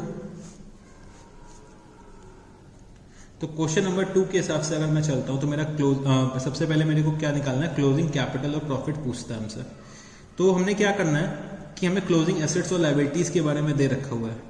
क्लोजिंग एसेट्स और लाइबिलिटीज के बारे में दे रखा हुआ है, तो हम क्या कर सकते हैं, अपना क्लोजिंग का पहले कैपिटल निकाल लेते हैं। तो क्लोजिंग कैपिटल के लिए मैंने क्या आपको बताया था, capital plus liabilities, capital plus liabilities is equal to assets. मैंने यही बता रखा है आपको। तो कैपिटल जो हमारा दे रखा हुआ है क्लोजिंग का, वो हमसे पूछ रखा है, ठीक है। ये मेरा क्वेश्चन मार्क है, ये मेरे से पूछा गया है कि मेरा क्लोजिंग का कैपिटल क्या है। लाइबिलिटीज जो हमें दे रखी हुई हैं वो कितनी है, 10,000 रुपीज की, और जो मेरे एसेट्स हैं वो कितने, 50,000 रुपीज के। तो हमें क्या निकालना है, क्लोजिंग कैपिटल। तो मेरा क्लोजिंग कैपिटल कितना आ जाएगा, 50,000 माइनस 10,000 कितना हो जाएगा, 40,000 रुपीज मेरा क्या आ जाएगा, क्लोजिंग का कैपिटल। क्लोजिंग कैपिटल मैंने निकाल लिया। ओपनिंग कैपिटल जो मेरे को क्वेश्चन में दे रखा हुआ है, ओपनिंग कैपिटल जो क्वेश्चन में दे रखा हुआ है वो क्या है, 30,000 रुपीज, ठीक है। 30,000 रुपीज दे रखा हुआ है। और भी हमें कोई चीज नहीं बता रखी है कि क्वेश्चन में हमें कुछ भी नहीं दे रखा है कि कितना एडिशनल कैपिटल आया है बिजनेस में, वो ओनर ने इन्वेस्ट कर रखा है, या फिर ड्राइंग्स कितनी कर रखी है, ये भी कुछ नहीं बताया गया। तो हम लोग क्या एज्यूम करेंगे, जो डिफरेंस है वो क्या है, प्रॉफिट है। तो प्रॉफिट कितना आ जाएगा, 10,000 रुपीज का। प्रॉफिट कितना आ जाएगा, 10,000 रुपीज का। तो ये क्वेश्चन भी अब हम लोगों ने सॉल्व कर लिया। तो क्वेश्चन नंबर 2 भी हम लोगों ने सॉल्व कर दिया। तो चलो सर और आगे ले चलो, हमें और अच्छे अच्छे क्वेश्चंस करेंगे। सो अब आप लोग मेरे साथ क्वेश्चन नंबर 8 में आ जाइए, ठीक है। क्वेश्चन नंबर 8 में आ जाइए। तो सर बीच के क्वेश्चंस क्या करने हैं, बीच के क्वेश्चंस ही बच्चे करने हैं, हमें करने हैं। कुछ आपको होमवर्क भी मिलेगा। सो हम लोग जैसे कि अपने प्रैक्टिकल अप्रोच में आ चुके हैं, तो मैं आपको होमवर्क भी अब देना शुरू करूंगा। कुछ क्वेश्चंस मैं हो सकता है बाद में करूं, हो सकता है आपको होमवर्क में दूं, उसके लिए आप परेशान मत हो। सब क्वेश्चंस हम लोग डिस्कस करेंगे, सब करेंगे। तो क्वेश्चन नंबर 8 हम लोग करते हैं अपना, develop an accounting equation from the following transactions. Mohan commenced business with cash ₹50,000, purchased goods for cash 30,000, purchased goods on credit 20,000, sold goods costing ₹10,000 for 12,000, bought furniture on credit ₹2,000, paid cash to a creditor ₹15,000, salary paid is ₹1,000। तो ये सब transactions दे रखे हुए हैं, और question हमसे क्या कहता है कि हमें एक अकाउंटिंग की इक्वेशन को डेवलप करना है, हमें एक अकाउंटिंग की इक्वेशन को बनाना है। तो चलो बच्चे हम लोग इस क्वेश्चन को सॉल्व करने की कोशिश करते हैं। तो आप लोग भी मेरे साथ साथ चलिएगा, कैसे हमें सॉल्व करना होता है अकाउंटिंग इक्वेशन, वो हमें समझना है, ठीक है। तो सबसे पहले हमें क्या करना है कि हमें अपनी इक्वेशन लिखनी होती है। हमारी इक्वेशन क्या होती है, capital plus liabilities is equal to assets. हमें हमेशा क्या करना है, क्वेश्चन को जितनी भी बड़ी अकाउंटिंग इक्वेशन आ जाए, ठीक है, जितनी भी बड़ी अकाउंटिंग इक्वेशन आ जाए, हमें हमेशा हॉरिजॉन्टल फॉर्म में ही क्वेश्चन सॉल्व करना है। कभी भी हमें वर्टिकल फॉर्म में ऐसे नहीं आना है, ठीक है। हमें हमेशा हॉरिजॉन्टल फॉर्म में ही क्वेश्चन सॉल्व करना है, चाहे जितनी भी बड़ी अकाउंटिंग इक्वेशन आ जाए, ठीक है। तो कैपिटल प्लस लायबिलिटीज क्या होता है, हमारे एसेट्स के बराबर होता है, ये हमें पता था, ठीक है। फिर मैंने क्या करा, यहाँ पे एक लाइन छोड़ दी जिससे कि मैं अपने ट्रांजैक्शंस को और डिटेल में एक्सप्लेन कर सकूँ। उसके लिए मैंने एक जगह छोड़ रखी है कि मेरे को बाइफरकेट करने हैं सारे के सारे ट्रांजैक्शंस आगे चल के। तो सबसे पहले मेरे को क्या करना है, मेरा जो फर्स्ट ट्रांजैक्शन होगा, Mohan commenced business with cash. अब बच्चे समझने की कोशिश करना, मोहन ने क्या करा, बिजनेस कमेंस करा कैश से। तो मोहन अपने बिजनेस में क्या लेकर आया, कैश। कैश हमारा क्या होता है, बिजनेस का एक एसेट होता है, हम लोगों ने समझा था बिजनेस का क्या होता है, एक एसेट होता है। तो मोहन क्या लेकर आया, कैश लेकर आया।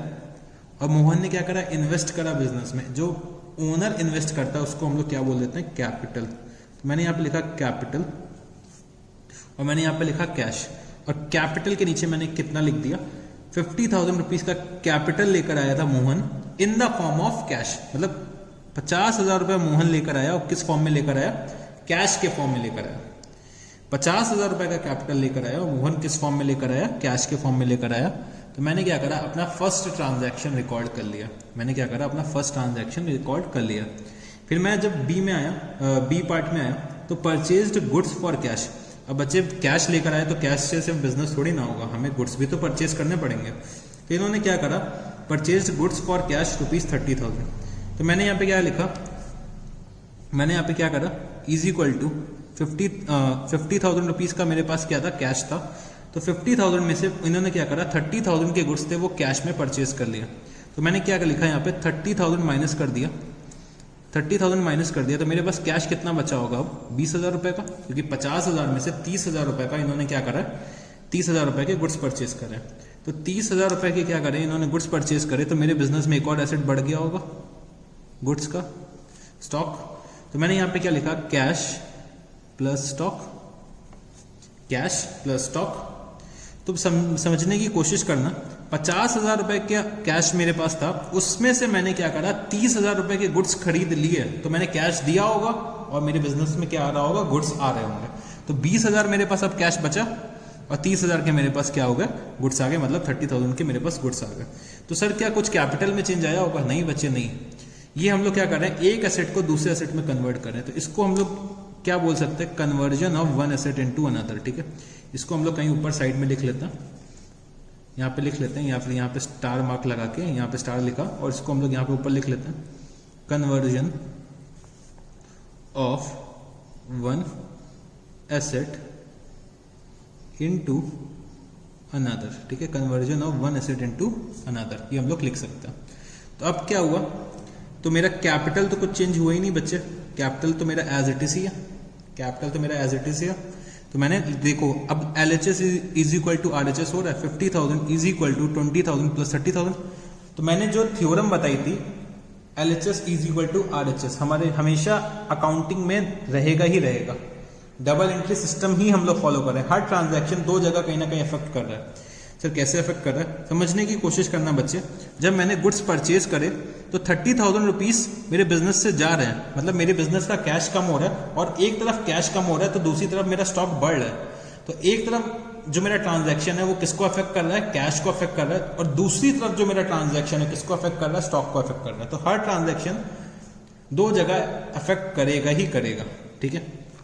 चलो जी, तो 20,000 रुपए और 30,000 रुपए, 20,000 रुपए और 30,000 रुपए के गुड्स, ठीक है।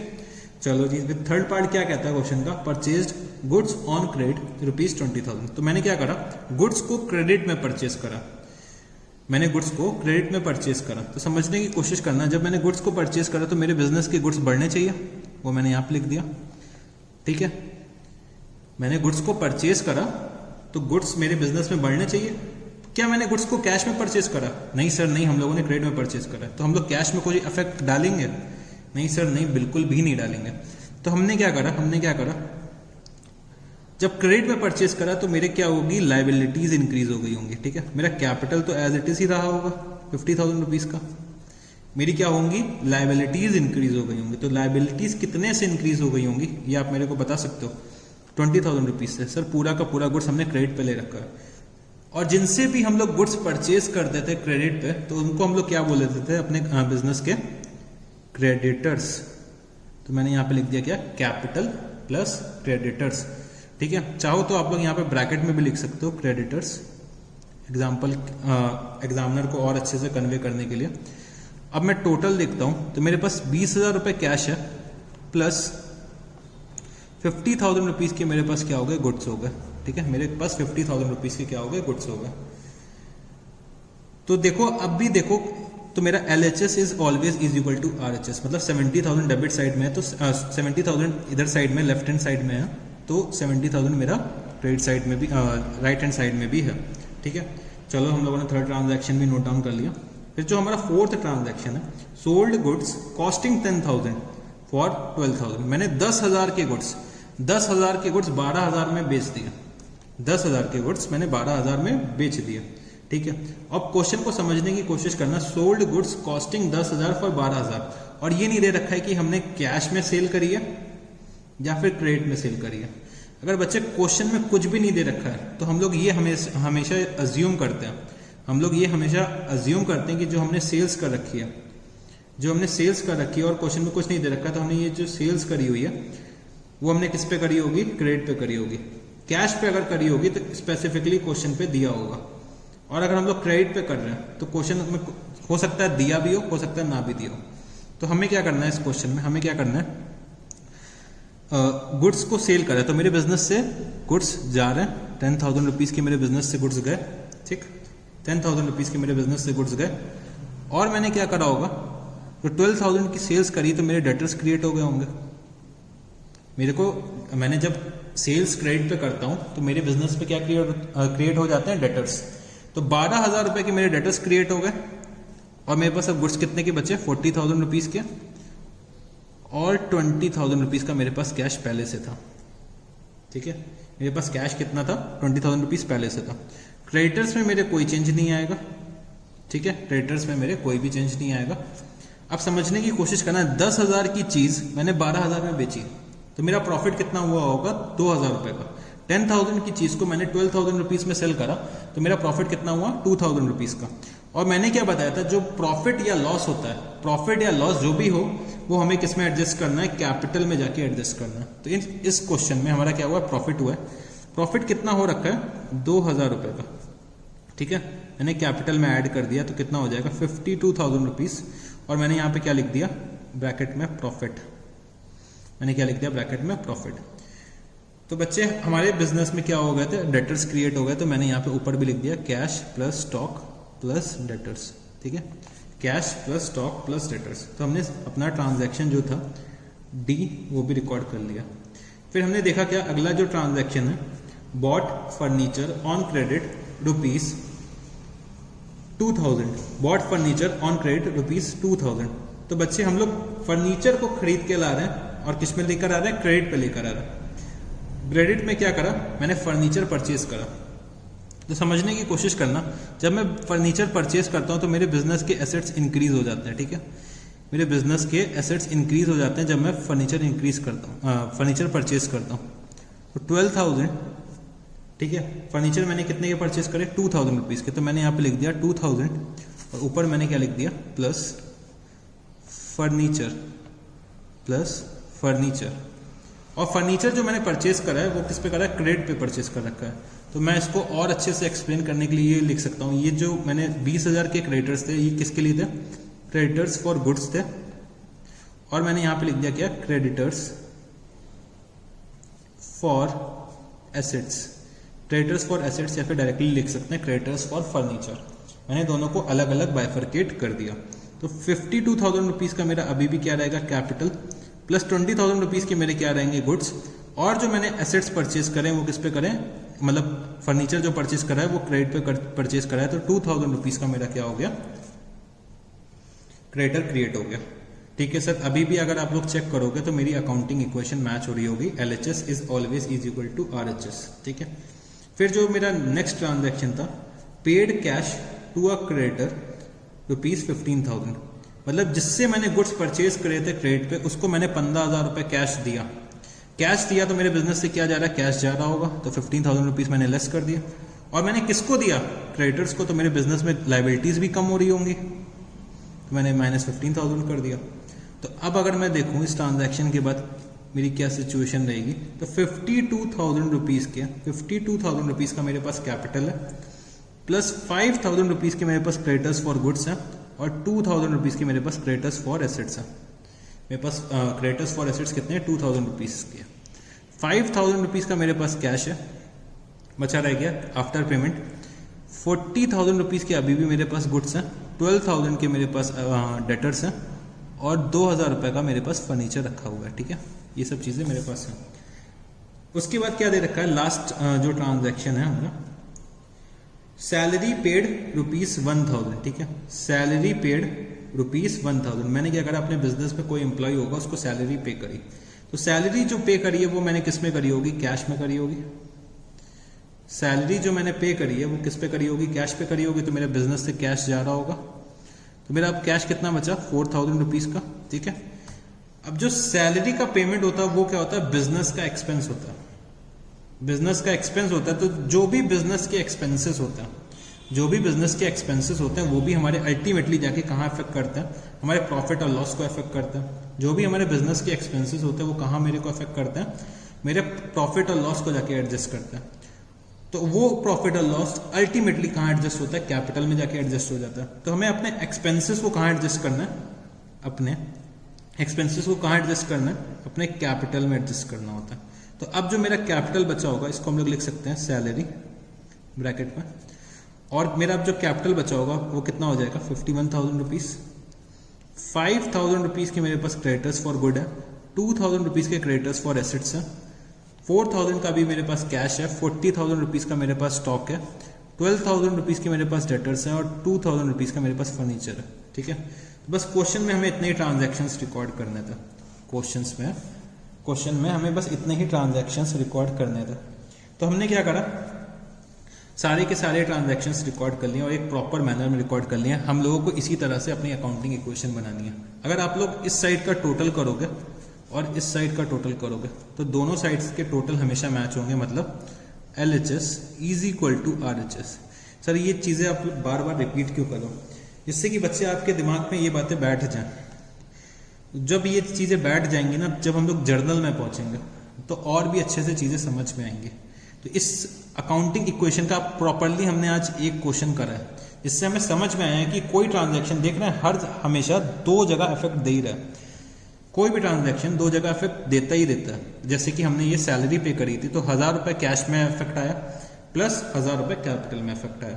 तो ये जो क्वेश्चन नंबर 8 है वो हम लोगों ने अब डिस्कस कर लिया। ठीक है, क्वेश्चन नंबर 8 हम लोगों ने डिस्कस कर लिया। इतना ही इन्होंने एग्जामिनर ने हमसे एक्सपेक्ट करा था। सो सर हमें नेक्स्ट क्वेश्चन एक और करा दीजिए प्लीज। तो बच्चे आज मैं इतना ही कराऊंगा। मैं जानता हूं कि आप और करना चाहते हो क्वेश्चन, बट मैं आज तो इतना ही कराऊंगा क्योंकि मेरे को पता है आज मैंने कुछ 2 नए टॉपिक्स जो पढ़ाए थे, अकाउंटिंग पॉलिसीज और जो दूसरा मैंने पढ़ाया था कुछ वैल्यूएशन प्रिंसिपल्स और मेजरमेंट के बारे में, वो इटसेल्फ में थोड़े से बल्कि टॉपिक्स थे। तो आज के लिए हम लोग इतना ही रखते हैं। अकाउंटिंग इक्वेशन आज हमने अपना प्रैक्टिकल शुरू कर लिया, तो आज के लिए हम लोग इतना ही करते हैं। अकाउंटिंग इक्वेशन का हम लोगों ने इंट्रोडक्शन भी कर लिया, एक क्वेश्चन भी कर लिया। नेक्स्ट क्लास में हम लोग अकाउंटिंग इक्वेशन पूरी तरह से फिनिश कर चुके होंगे और हम लोग जर्नल की तरफ बढ़ रहे होंगे। अकाउंटिंग इक्वेशन नेक्स्ट क्लास में पूरी तरह से फिनिश हो जाएगा और तो हम लोग जर्नल के लिए बढ़ लेंगे। ठीक है, तो आज के लिए हम लोग इतना ही रखते हैं। तो सर क्या हमें कोई होमवर्क नहीं मिलेगा? मिलेगा बच्चे, जरूर मिलेगा। तो आज का जो आपको होमवर्क है वो आप लोगों को क्वेश्चन नंबर 3 करना है। ठीक है, क्वेश्चन नंबर 3 आपके लिए क्या है, होमवर्क है। क्वेश्चन नंबर 3 हमारा क्या है, होमवर्क है, वो हम लोगों को करना है। ठीक है, कोई भी दिक्कत है तो आप लोग मेरे को पूछ सकते हैं। क्वेश्चन नंबर 3 क्या है, हमारा होमवर्क है। और जो क्वेश्चंस मैंने आज करा रखे हैं क्वेश्चन नंबर 1, 2 और 8, इसको पहले जाके एक बार फिर से रिवाइज करना। इस बार खुद से सॉल्व करने की कोशिश करना। क्वेश्चन नंबर 1, 2 और 8 को खुद से सॉल्व करने की कोशिश करना, फिर क्वेश्चन नंबर 3 को सॉल्व करना। ठीक है, तो ये हमारा क्या है, क्वेश्चन नंबर 3 आज के लिए होमवर्क है। तो बच्चे आज के लिए फिर हम लोग इतना ही रखते हैं। ठीक है, नेक्स्ट क्लास में बाकी हम लोग कंटिन्यू करेंगे। So thank you guys, tata bye bye, शब्बा खैर, फिर मिलता है।